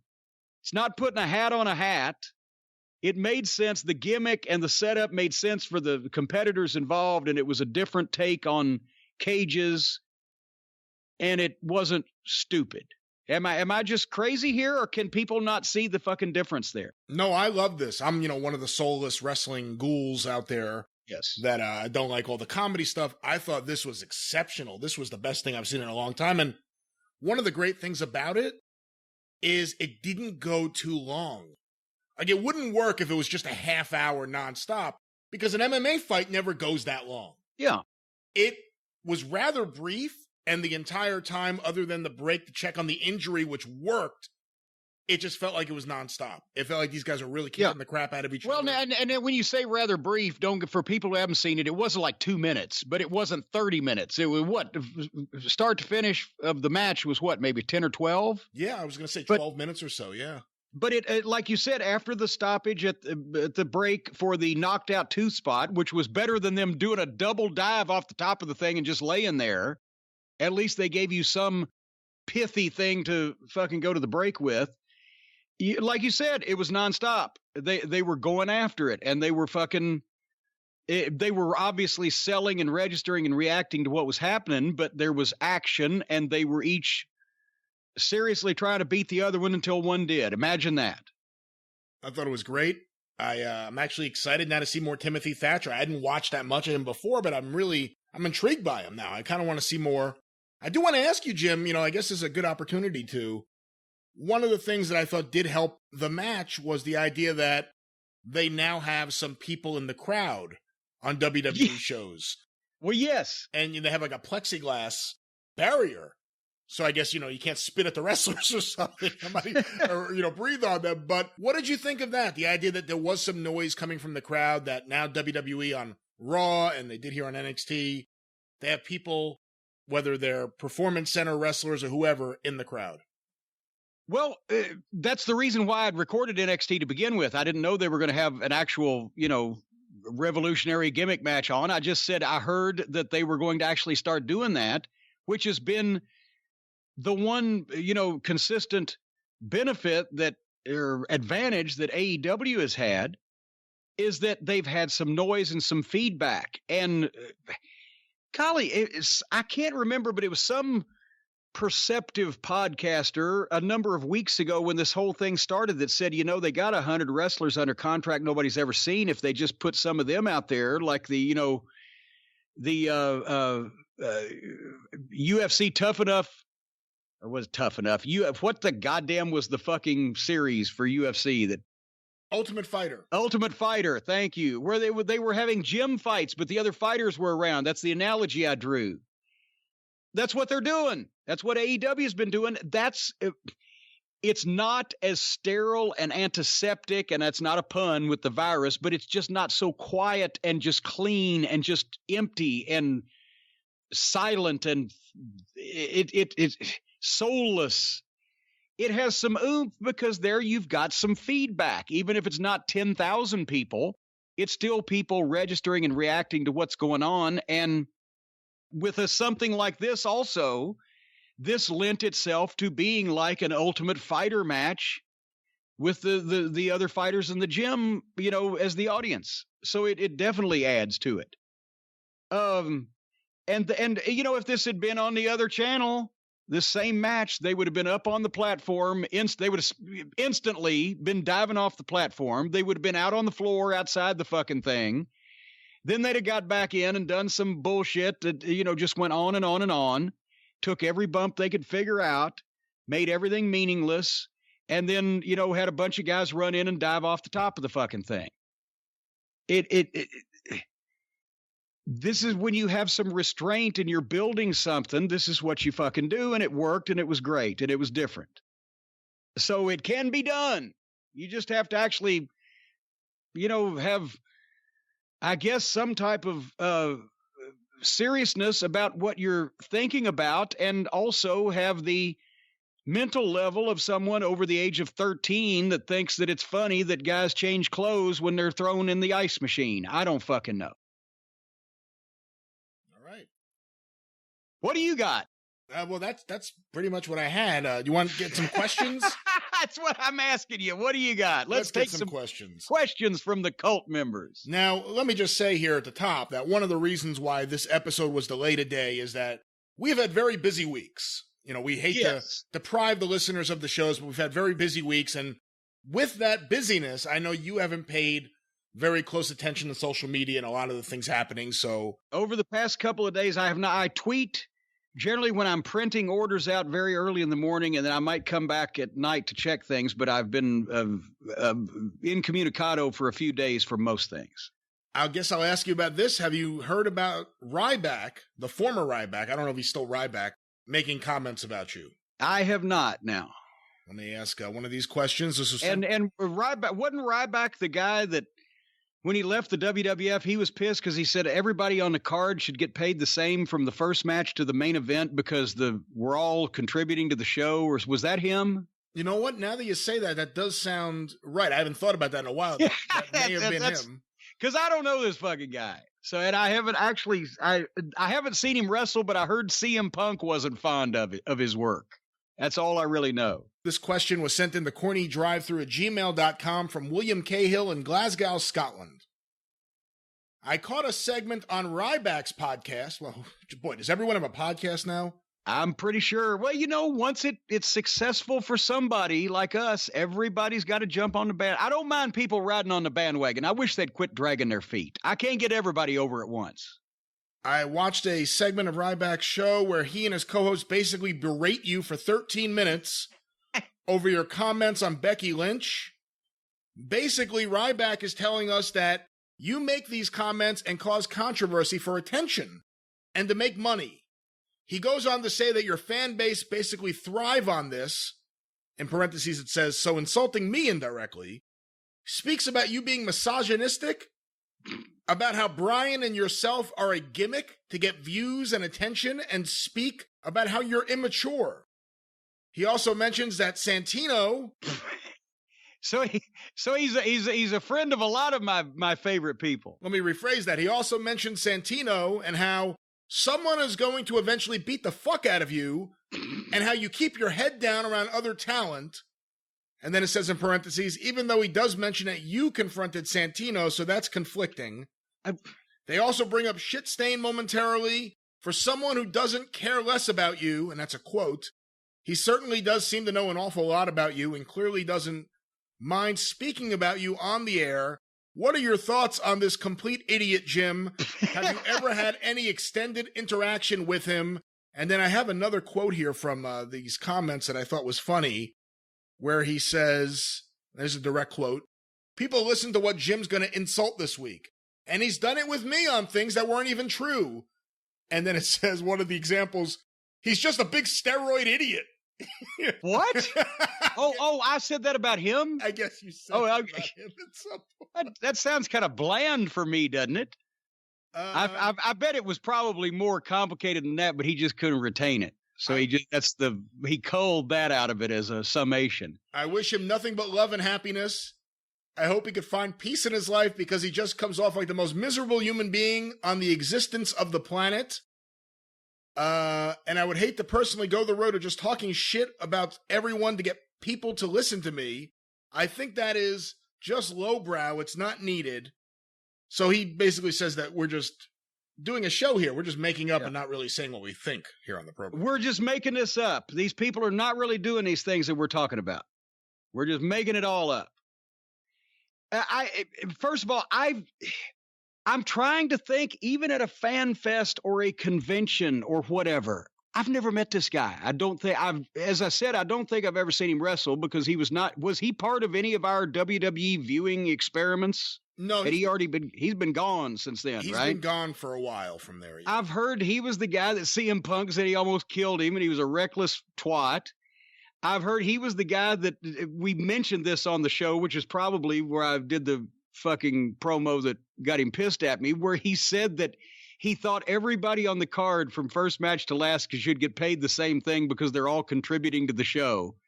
And we immediately shot that down, because besides the fact that it's ridiculous in wrestling, you don't pay the fucking stunt man that doubles in fucking scene 2 the same thing as goddamn Bruce Willis in Die Hard.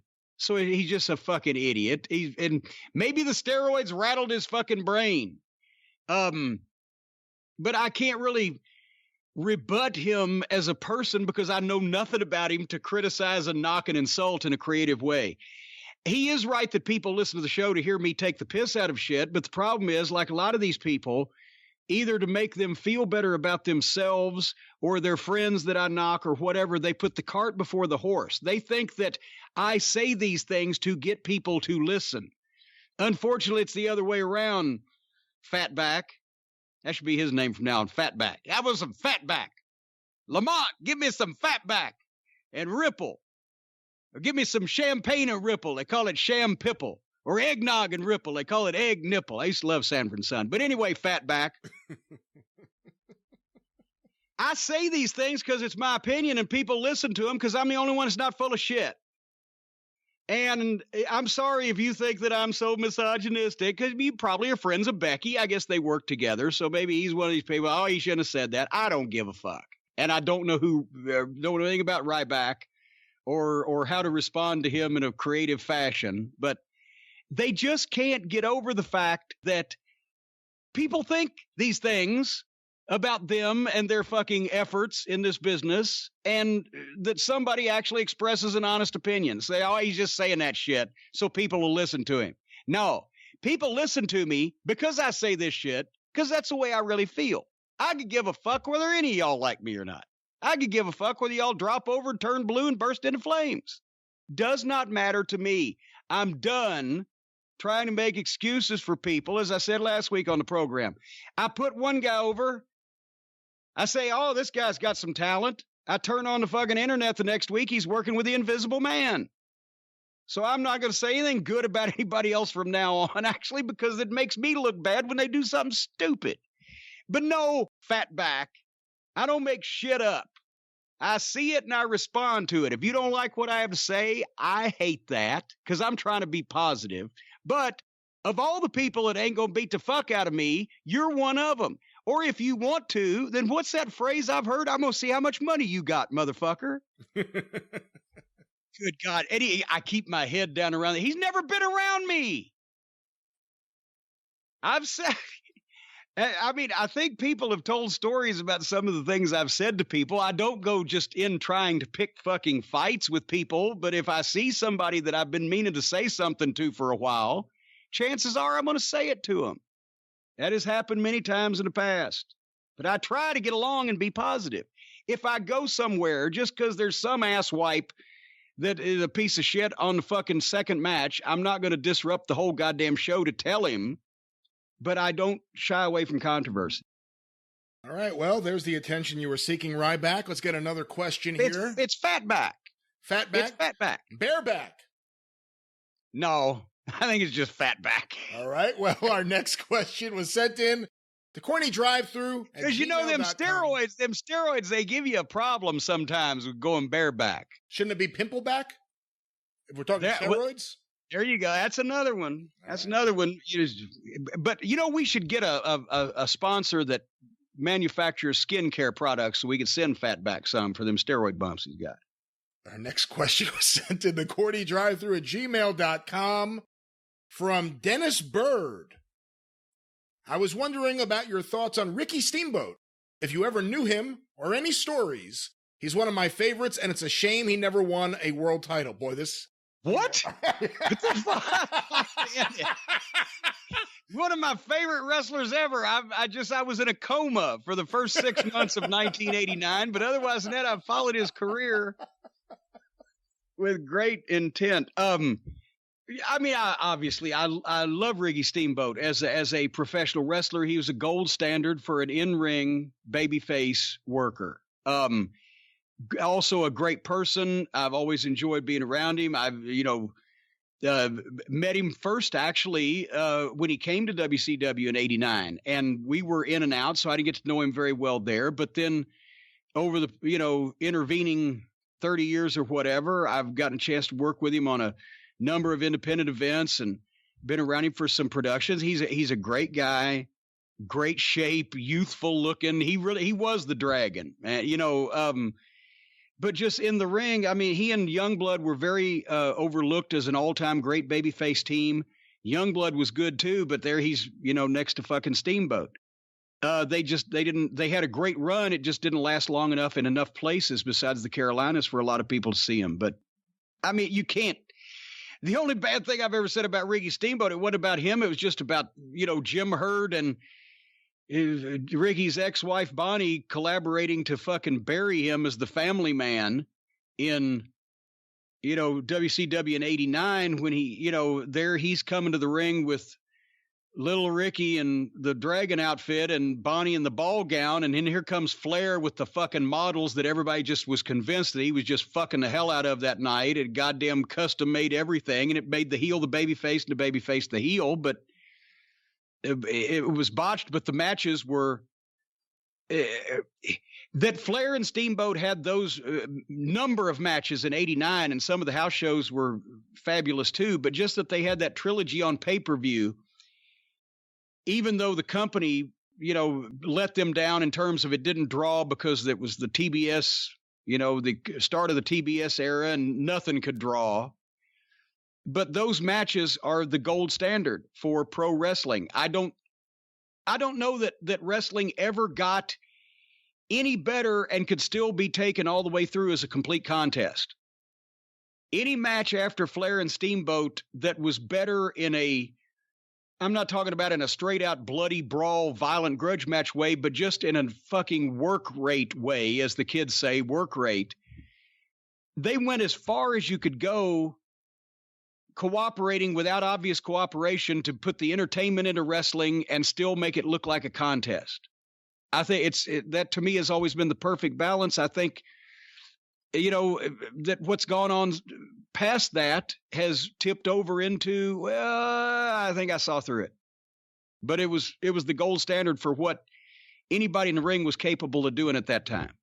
When you rescued the Mid-Atlantic tapes, how big of a revelation was how good Steamboat was early in his career? Oh. There's one match on there I love. It's him and Harley Race. That is just fantastic. Yes. And Harley's bumping his ass off for Steamboat. I just got goosebumps because when I got the film, one of the reels that was labeled one of the biggest reels, because the 16 millimeter film reels, the standard reel, it was like, the standard size, you get like 7 or 8 minutes. So I knew a lot of these were, highlights of matches, but there was one that it's the size of a 12-inch LP. And those are the ones that are like 20 minutes or whatever, 22 minutes. And Flair and Steamboat NWA title, or not Flair and Steamboat, but Steamboat Race NWA title was on the label. I was like, oh my God, I couldn't wait to get that. I sent that in the first batch. But I'm not trying to sell this now at that website that we don't speak of. And I custom make all of them, so it takes a while if you order it. Allow a little extra time. But there's, a half a dozen Flair Steamboat matches that nobody had ever seen in all or in part on those tapes, among others. But Steamboat, he could work with anybody. He could work with a guy like Flair. Or he could work with a more brawler like Harley Race, or, you see him in there with the Andersons. And the way he sold and portrayed the physical pain on not only on his face, but with his body language. And, a lot of people said, well, he was too smooth. And he was very smooth, but it added to I always just thought he was so cool because I liked Bruce Lee, as everybody did. If you grew up as a kid when Bruce Lee was hot. It was the martial arts shit that wasn't even martial arts, but we made it martial arts, right? But he just had that smooth way of moving and the cool martial arts stance, the goddamn body of a Greek god. When he was in the Carolinas there, he and several of the boys, that's when Snuka was cut and ripped, were training for bodybuilding. So he looked like a god.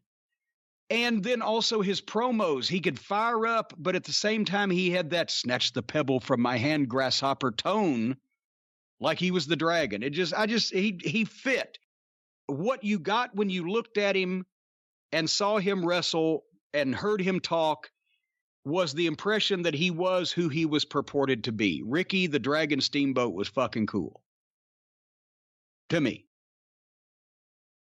All right, our next question sent in to cornydrivethrough@gmail.com from Nicholas Winchester, a huge fan of Jim and his banter. Do you think we're bantering now?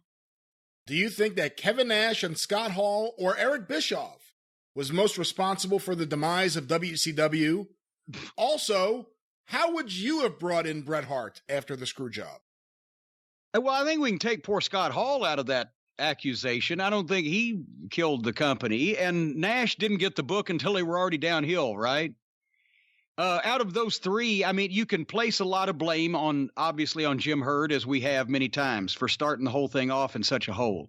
You can place the blame on Turner Broadcasting for not ever knowing what they had and not hiring the right people to run it. You can obviously put some blame on Shitstain for starting the ball rolling on the worst creative that any major company has ever seen. And Bischoff for spending money like a drunken sailor and thinking he was a big shot and fucking riding his Harley to Sturgis instead of taking care of the company. But I don't think you can put much blame on Scott Hall, and Nash's booking wasn't any worse than anything else that they'd already seen, because they'd already had the worst bookers in history in charge of the fucking thing. As for Bret Hart, any other way would have been that we got the guy who just lost the WWF championship in the most disputed decision in the history of professional wrestling. It's made mainstream news. So let's bring him in and referee a match between two of our other flunkies that everybody's already used to. And then we won't have a good finish on top of it. You talked earlier about Impact, bringing someone in with Impact. There was the perfect opportunity to do something with Bret Hart with maximum impact. Who was the? I mean, I need more details than I have in front of me to answer a question like that off the top of my head. I would need the talent roster. Who was the champion? Who were the top contenders? What was going on at that time in WCW that I could have plugged Bret Hart into? But I guarantee goddamn to you, the concept of the thing is he would have been probably, even though everybody knew he was going to WCW, I probably would have had him make his first appearance in person as a shock on live television to promote the first advertised appearance that he would make on pay-per-view, because back then that's still where you made your money. There weren't any TV rights fees to speak of in comparison to today. So even though they knew that, especially when he wrote WCW in the air with his finger after fucking spitting in Vince's face, they knew he was coming. The fans knew at that point, and all the publicity the finish got. They knew he was coming, but they didn't know when, and they didn't know what he was going to do. So, as I said, I would have put him on free TV first, unannounced, as a shock. The people would have fucking shit their pants in the building when he came out, and I would have had him instantly involved in the world championship situation, whether it's laying out the current champion, laying out the formerly current number one contender and trying to take his spot, or whatever. He'd be in the title picture, and then he would be advertised on the pay-per-view. Depending on what I did he fucking hospitalize the number one contender and demand to take his spot, and the fucking champion or the promotion agreed? Or did he try to, but it didn't work, and he says, by God, I'm going to be there one way or the other, and you let the people, okay, he's going to be there, but he better keep his hands to himself in this title match or whatever, or maybe he's wrestling for the championship. He might have fucking won it. I can't remember who held it at the time or whatever. But he would have instantly been in the main event picture in the World Championship program, viewed as a threat from outside to a heel or babyface champion and a heel or babyface number one contender, to get involved in that and make it a three-way. And then you've got a triple threat match between three of the biggest names in the history of wrestling that makes sense, because the two hated each other beforehand, and here comes this other guy that don't give a fuck for either one of them and wants what both of them want. That's a true reason for a three-way. But obviously he would have been put over in his first wrestling appearance and for a number of wrestling appearances thereafter. He would have been doing jobs for a while. But it would have not been as lame-ass special referees and getting involved in other people's drama. It would have been about, I'm going to adapt my championship picture to fit this guy in and make him the feature of it. But they had other plans. All right, well, we'll get a couple more questions in, but before we do, we have one that's a plea here. This is from... A plea? Sent in to cornydrivethrue@gmail.com from Shane Pripich, Prpich. I think there's a vowel missing somewhere. Either that or he's just got fat fingers when he types. In Saskatoon, Saskatchewan. I'm an old school wrestling fan from the 80s and stopped watching a couple of years after McMahon bought them all early 2000s. Okay, this is all. Well, okay. He's an old wrestling fan from Saskatchewan. I started listening to your shows and coincidentally watching AEW at the same time in January this year. I really enjoyed listening to your AEW critiques, and now I must say I'm devastated that after Double or Nothing, you are too pissed off to watch them ever again. I really don't... You know what? Let me jump in here. We got a lot of that. A lot of people fell into a number of... All these people with no souls fell into a number of camps. It was either like, we understand, Jim, we can't stand it either, and we don't want you to fucking make yourself miserable, so we don't mind you not watching it. Some people were like, we understand why you're doing it, but goddamn it, we didn't want to watch the show until we heard you talk about it, and then we'd watch it because you articulate everything we want to say, but couldn't exactly get it out or didn't have the platform. But most people, some people even wanted me, Jim, you've got to take this one because this stuff sucks so bad that we need somebody out there on a weekly basis telling people it sucks, and you got to take one for the team. There was that contingent. So there was a variety of these feelings being passed around. I really don't care if you don't like watching it, because listening to you reviewing AEW brings such joy to mine and my fellow listeners' hearts. Can you please keep watching AEW and continue to provide the world with your distinguished wrestling critique? No, goddammit. Well, FTR is there, MJF is there. Now everybody's going, oh, now he's going back on it. I ain't going to watch all of it. I'll watch them. From now on, I'll watch them. Okay. It's the best I can promise right now. Well, that's a little bit of a commitment. Something. A positive commitment. Just to get me out of it. I'm trying to be positive. Sheik always positive. Just get me out of this. This next question was sent in to cornydrivethrue@gmail.com from Mets Giants J. Dear Jim, as a longtime fan who misses old wrestling before all the stupid gimmicks, nowadays, that's 3 words there, nowadays, a terrible one from the 90s recently popped into my head. Do you remember the Oddities? What a terrible group and gimmick. Also, was this a Russo idea? Because it seems up his alley. Yeah, it was up his alley, all right.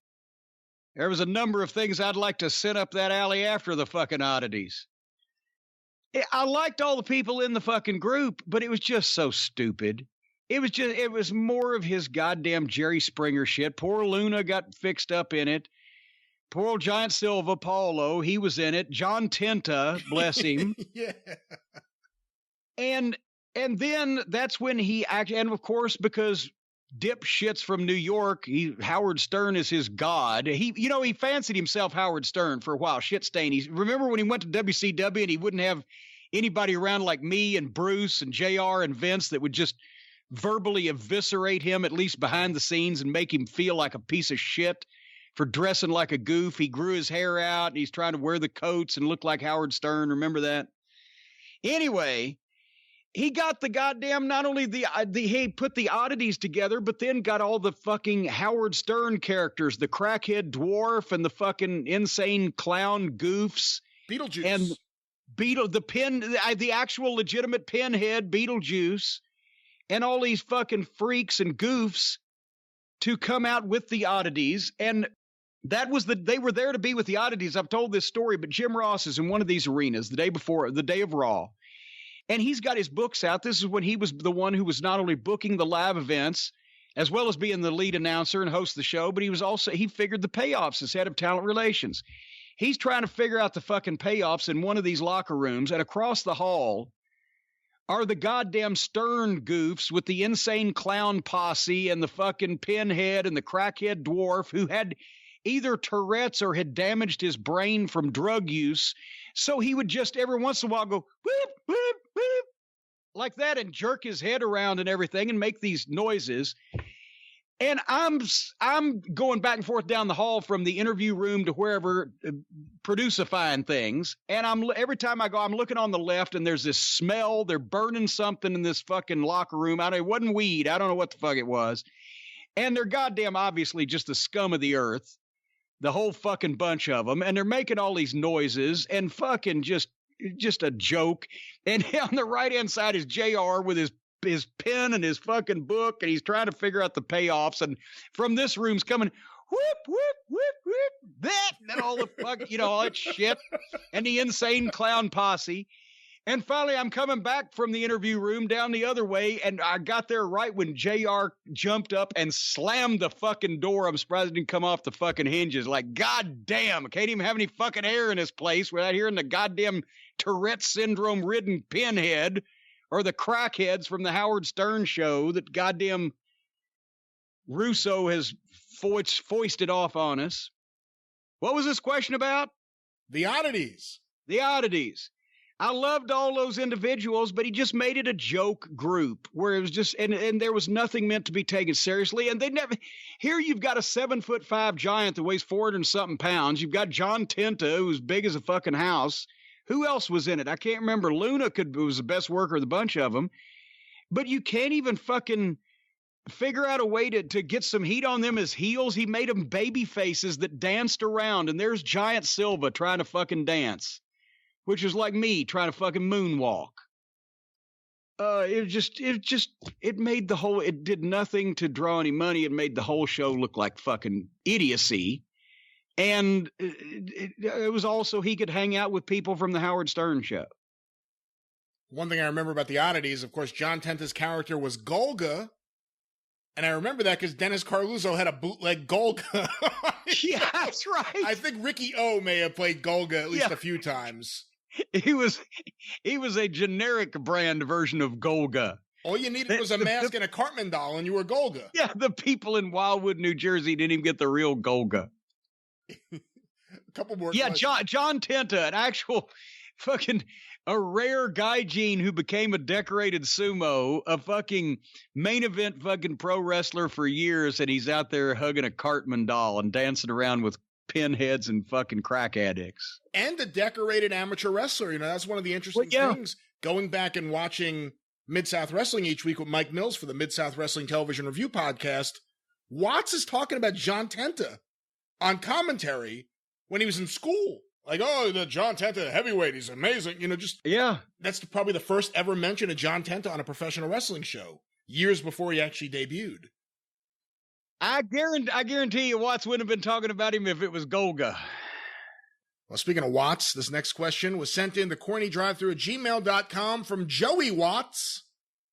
In the WWE Network special, WWE Untold, well, this is written really interestingly. I'll read it as it's written. You're fiending for Charlie now, aren't you? In the WWE Network special, WWE Untold, in the Georgia Championship Wrestling, Buzz Sawyer, Soreer, Buzz Sawyer, Tommy Rich, had this cage that had a top on it, and Shawn Michaels says to creative, oh yeah, can we do something like this? Well, I heard in a shoot interview it was your idea for Hell in a Cell. Okay, I'm also Bruce Pritchard says he came up with the idea of Kane. This is written very weirdly. Is this true? So did Bruce Pritchard come up with Kane, and did you or Shawn Michaels come up with Hell in a Cell? Well, Bruce Pritchard is correct. He came up with the idea that The Undertaker should have a long-lost brother. That is, I don't know what details that Bruce went into from there, but that statement is a correct one. Shawn Michaels is completely full of shit. He wasn't even he wasn't in the business when Buzz Sawyer, and that was the last Battle of Atlanta in '83 or whatever. And Shawn Michaels didn't even break in until '84 because we were working with him when he was a rookie in Mid-South. He was doing jobs for us and happy to do it. But we did know he was going to be a hell of a worker. You could tell even then. No. The whole idea of the Hell in a Cell came because Bruce did have the idea and sold it to Vince that The Undertaker should have a long-lost brother that would come back and be his nemesis. And at first, we didn't know anything other than the name Kane because Bruce has always liked that name. He named one of his kids Kane. And he wanted The Undertaker's name to be Kane, which it was for about fucking 2 weeks when The Undertaker first came in. That's right. But we didn't know what Kane was going to look like. And I had thought, boy, it would be really cool if, since we don't really know, all we knew was going to be Glenn, but we didn't know what the outfit was going to be, right? This was Glenn Jacobs' last chance. After, imagine this, the evil dentist didn't work out and the fucking fake Diesel didn't work out. They thought it was Glenn's fault. And Vince was like, well, he just doesn't have the killer instinct. He doesn't want it. Got to go out there and get it, pal. And I was like, give him something he's not fucking ashamed to go out in public in. So anyway, this was going to be his last chance. He was going to be The Undertaker's brother, Kane. And I had thought that it would be cool if we did some type of videos heralding the arrival of Kane. Imagine, you know, the old fucking, the Halloween look, the viewpoint of the eye of Michael Myers when he's got the mask on. In other words, you would see video of a guy looking through a mask, and you would hear the muffled, the breathing, and the eye holes would reveal that he was in a room, and he was surrounded by walls, floor, ceiling that had nothing but pictures cut out of The Undertaker. Sort of like the environment that the priest in The Omen was trying to create for himself to keep the evil out by putting a Bible page on every, remember that scene? He's putting a Bible page on every surface, every wall, floor, ceiling, whatever, the doors, etc. If this guy had sat in this fucking room wherever and fixated about nothing but The Undertaker, and that was the way that we would first see him, we wouldn't even hear from him. We wouldn't be speaking. You would just see this video, and maybe you'd see it a couple times and do some things. And I thought that the best thing would be for him to fucking be wearing something that was fairly nondescript, not just ripping off the Michael Myers outfit, but the whole thing is that the outfit would be nondescript except for his massive size and giant muscular body, and that the whole thing would be that the mask needed to be a mask of a normal person's face, not William Shatner like Michael Myers stole, but the whole idea is because Kane, the story is that he was disfigured in a fire. I thought he should want to put a face on that was normal because he's psychologically fucked up. Am I going way too deep into this thought process? Well, I mean, not only into this thought process, but was I going too deep into trying to make this shit believable? Because then instead of that, they decided, well, Paul Bearer could be his manager, and he knew where the funeral home was or whatever the fuck. But also, they sent the superhero outfits. The creative services had drawn all the red stuff and some of it was even more blatantly, Marvel or DC. It looked like at one point like he should be in the Justice League. And I was like, this ain't scaring me, but, I wanted him to be more, instead of a superhero or a outrageous movie monster, I wanted him to be more of a movie psychopath that you could kind of believe was really crazy and then had some of these supernatural powers that you couldn't explain, whatever the fuck. Anyway, as we were, and I've told this story before, but since Shawn Michaels wants to fucking bullshit people some more, I don't know where that fucking came in. Otherwise, that's the only time he's ever seen a fucking cage with a top on it before. He wasn't in the NWA, so he didn't see the War Games, and he didn't work Memphis. I think they were in there for a couple weeks, and Jarrett fired them too, the Rockers. But the blow-off match between Shawn Michaels and The Undertaker, the program that they'd been running, was going to come to an end in St. Louis, and it was going to be inside a cage because that was the typical blow-off match. But I suggested several things. One, this has been no secret. It's not like I was goddamn coming up with genius shit on the spot. Talking about making an impact for a new guy that nobody's ever seen before. It's not like Kane's a big established superstar name in wrestling. We've talked about the existence of him. Nobody's ever seen him, so he's got to make an impact. Undertaker was going to lose that match, but Undertaker can't lose, and Shawn Michaels just go off on his merry little fucking prissy-prancy way and get the last word on The Undertaker unless Undertaker has other business that's distracting him. That's why that Kane was going to be introduced in this match so that Taker could lose, but he could lose because of Kane and go in a different direction, and Michaels is going off with fucking Bret Hart for Montreal. I suggested that Kane pull the cage door off to enter the cage because that's the way that Kevin Sullivan introduced Doug Furnas, the world's strongest man, in his hometown of Knoxville, Tennessee on Christmas night in what was in 1989, when he came out and saved the baby faces from a vicious beating locked up in a cage with the heels. He comes out and he's the world's strongest man, so he pulls the fucking cage door off, which is an impressive visual. Of course, he was a babyface then. Well, the reason why Kane can get away with this is because that's not the fucking whole point of the thing. He's not only going to rip this fucking door off, that protects the integrity of the cage so people aren't just willy-nilly entering and leaving it, and nobody else has ever ripped the door off, but he's going to go in and he's going to tombstone pile drive The Undertaker with Undertaker's own move, boom, from a guy just as big as he is, and then Michaels is going to get the win when Kane fucking leaves. He's done his damage. But I said also at that time, I hated the old-fashioned WWF cage, the blue bars. I hated those things.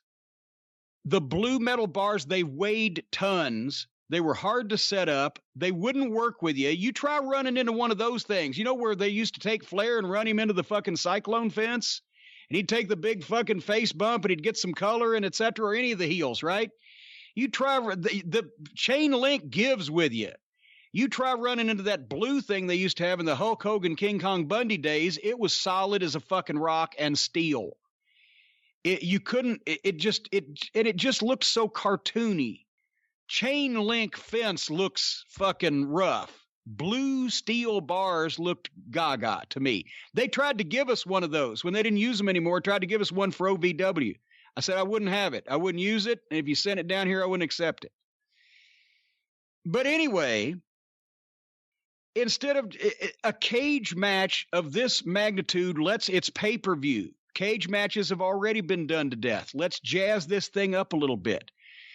I loved the War Games because it made sense that with a cage comes a top, so you can't climb over, because people have been climbing over the fucking cage. And it even, that was rules in the WWF, escape the cage, right? That's why I said, don't just have this fucking cage match if the whole point, a WWF cage match, if the whole point is going to be that a fucking guy comes from outside and interferes. Well, if it's an impossible cage to get into, that's one thing. But if it's easy that everybody climbs over and fucking back and forth, well, then what the fuck does that mean? Make it important. Put a top on the fucking thing. Sell the match as this is the ultimate way to settle a score because nobody can leave. It's not climbing out. Somebody's going to get beat. There's no escape in this fucking cage. You can't get in and can't get out. Once it's closed, there's a top on it. That'll close up some of these bullshit WWE cage match loopholes where everybody feels like they're going to get fucked, because you don't want people to think they're going to get fucked on pay-per-view. And then, because of the Memphis cage that they got in the 80s that allowed guys, because here's another thing, both The Undertaker and Kane are 7 feet tall, and Michaels does all his top rope shit and all his fancy shit. In a cage match with a top on it, that's why J.J. Dillon got hurt in the War Games, because the top, the Road Warriors tried to do their finish on him, but Hawk was trying to modify because the top was too low, so he kind of came off at a different angle, separated J.J.'s shoulder. Sid powerbombed Pillman on his fucking head because his feet hit the top of the cage. I said, make it bigger and make it like the one they had in Memphis, where it surrounds the ringside area too, because that way guys can come off the top. Michaels can do his crossbody from the top to the floor because there's enough room. The reason why they had that cage in Memphis was because that's the one where Tommy Rich came out from under the ring, and he and Austin Idol, beat up Lawler and shaved his head, right? Well, you can't come from under the ring and still be in a cage if the cage is on the ring. So you make the cage surround the ringside area so that you can do all that fighting and in the match, but at the same time, you have room, but it's got the cover on it, but it's higher, so you got room, but it's inescapable. Nobody can get in or out, which is all the more reason why that it gets heat when the heel somehow gets in it. That was the thought. Once again, am I going too deep here? No. Because it's like a lot of people just write fucking matches down. Oh, this would be cool. Let's put, the big hefty guy from the Banana Splits and a member of the Beatles against so-and-so because it'd be funny. Everything has to fit. Everything has to fit the fucking people in the match. Everything has to fit the situation, what you want to get out of it, the points you want to make with the fucking finish. So in this match, once again, in summary, we were able to say this was going to be the big climactic match between The Undertaker and Shawn Michaels in a situation where two men were going to enter, but there was no escape, no way in, no way out. Somebody had to win, somebody had to lose, and there was going to be no way for Shawn Michaels to escape this ass kicking that The Undertaker was going to give him. And he didn't. He's not the one that fucking breached the cage. At the worst possible moment for The Undertaker, his brother appears after the referee's been wiped out, jerks the fucking door off the inescapable cage, goes in and does the damage, and leaves so Michaels can win and go on. After they've had a classic match doing all of their shit, we've created a new gimmick match, and we have made an impact of the highest magnitude with the new guy that we're introducing by coming in, doing the unthinkable, and causing The Undertaker to lose in a main event pay-per-view match. All at the same time. That's why it worked. And the only thing they said, well, what do we call it? Rage in a Cage. I'd used that before. I pitched that. And of course, they had creative services send over. I can't remember. I wish I'd have kept some of these papers. Vince would read them off to us. We didn't all get copies of everything. It'd come on Vince's fucking fax machine and he'd read it off. And, you know, there was a bunch of fucking goofy names because they're the people that brought us Chili McFreeze for Stone Cold Steve Austin. But there was Hell in a Cell. I thought, okay, I can buy that. That sounds cool. Hell in a Cell. Let's do that. That was at Vince's fucking kitchen table one day in fucking, what was it, September-ish of 99, a month or 6 weeks before the pay-per-view. Well, not 99. Or 97, I mean, rather. And that's the way that happened. And I didn't get all of my way about Kane that I saw as being more Michael Myers than a superhero. But the gist of it was that he was treated seriously as a main event opponent for the Undertaker from the start. And even then you could play with the entertainment. Because then they said, okay, you know, you found Glenn, you've worked with Glenn, you be Glenn's producer for some of this stuff to get him over. He couldn't wrestle. So that's the thing. Shitstain, after the pay-per-view, wanted The Undertaker on Monday Night Raw to fucking choke slam Kane through the ringside announcer's table. Of course he did, right? Which is be absolutely the stupidest thing that could possibly happen. So that's why he was for it. Vince had said that he didn't want him to have a match till WrestleMania. Well, this is October and WrestleMania was the end of March. So we knew we had to stretch this out. So... And Bruce was invested in this also, and he was pitching in a lot of stuff. But the whole idea was that instead of them just getting a fight on Raw the next week, like dipshit wanted, that Undertaker would say that he couldn't bring himself to fight his brother. And that's why the brother's evil manager that used to be involved with the Undertaker would say, then we're going to make you. You're going to be responsible. The blood will be on your hands. Who do we have to fucking get to? What do we have to do to make you fight Kane? And then Kane would come out and start in the middle of matches. All of a sudden, the lights would go out and the red lights would turn on and the music would hit and here would come Kane. And whoever was in the ring, babyface, heel, fucking indifferent, he would do some damage to somebody until Undertaker agreed. And you can't stop it, Undertaker. More people are going to get hurt. More lives are going to be ruined until you give us what we want. Fight your brother. And so then once you set that up and the people knew what was coming, every week when this would happen, the music, somebody's getting their ass kicked and choke slammed, right? And that's when you can throw in entertainment. Because once you've set this up and once people instantly know without you having to tell them, because if they know what's going to happen already, it's not as phony as if you're telling, and by the way, you know what this means? Well, then you're telling them, yeah, this is my phony shit, right? But they know it for themselves. That's when we had the Mexican minis. And that's the one day I said, okay, how about this on TV? Kane's beat up this guy and that guy and come out and done this crazy thing and that fucking chaotic thing. Sonny is the special referee for a 6-man Mexican mini match. And we were in a building that was kind of small for even at that point in time in WWF television. And underneath was where the locker rooms were. And it was a very low ceiling. So I'm there trying to fucking help the Mexican minis and Sonny integrate their personalities because the minis had never worked with Sonny and vice versa. So Sonny's going to leapfrog one of the minis. And the ceiling was so low that she almost hit her head working out this leapfrog spot. But anyway, basically they get in the ring and they do 2 minutes of Mexican mini shit. And Sonny did her leapfrog, and then the fucking place goes black, and the red lights and the music hit, and the people all shit themselves. That's funny. Now they know what they've been conditioned to what's going to happen every time this happens. But look who's in the ring now. And the fucking Mexican minis scurry everywhere and under the ring, and fucking Sonny fucking runs, and none of the minis actually got beat up, and Sonny didn't either because they came to the ring and Paul Bearer did the promo or whatever.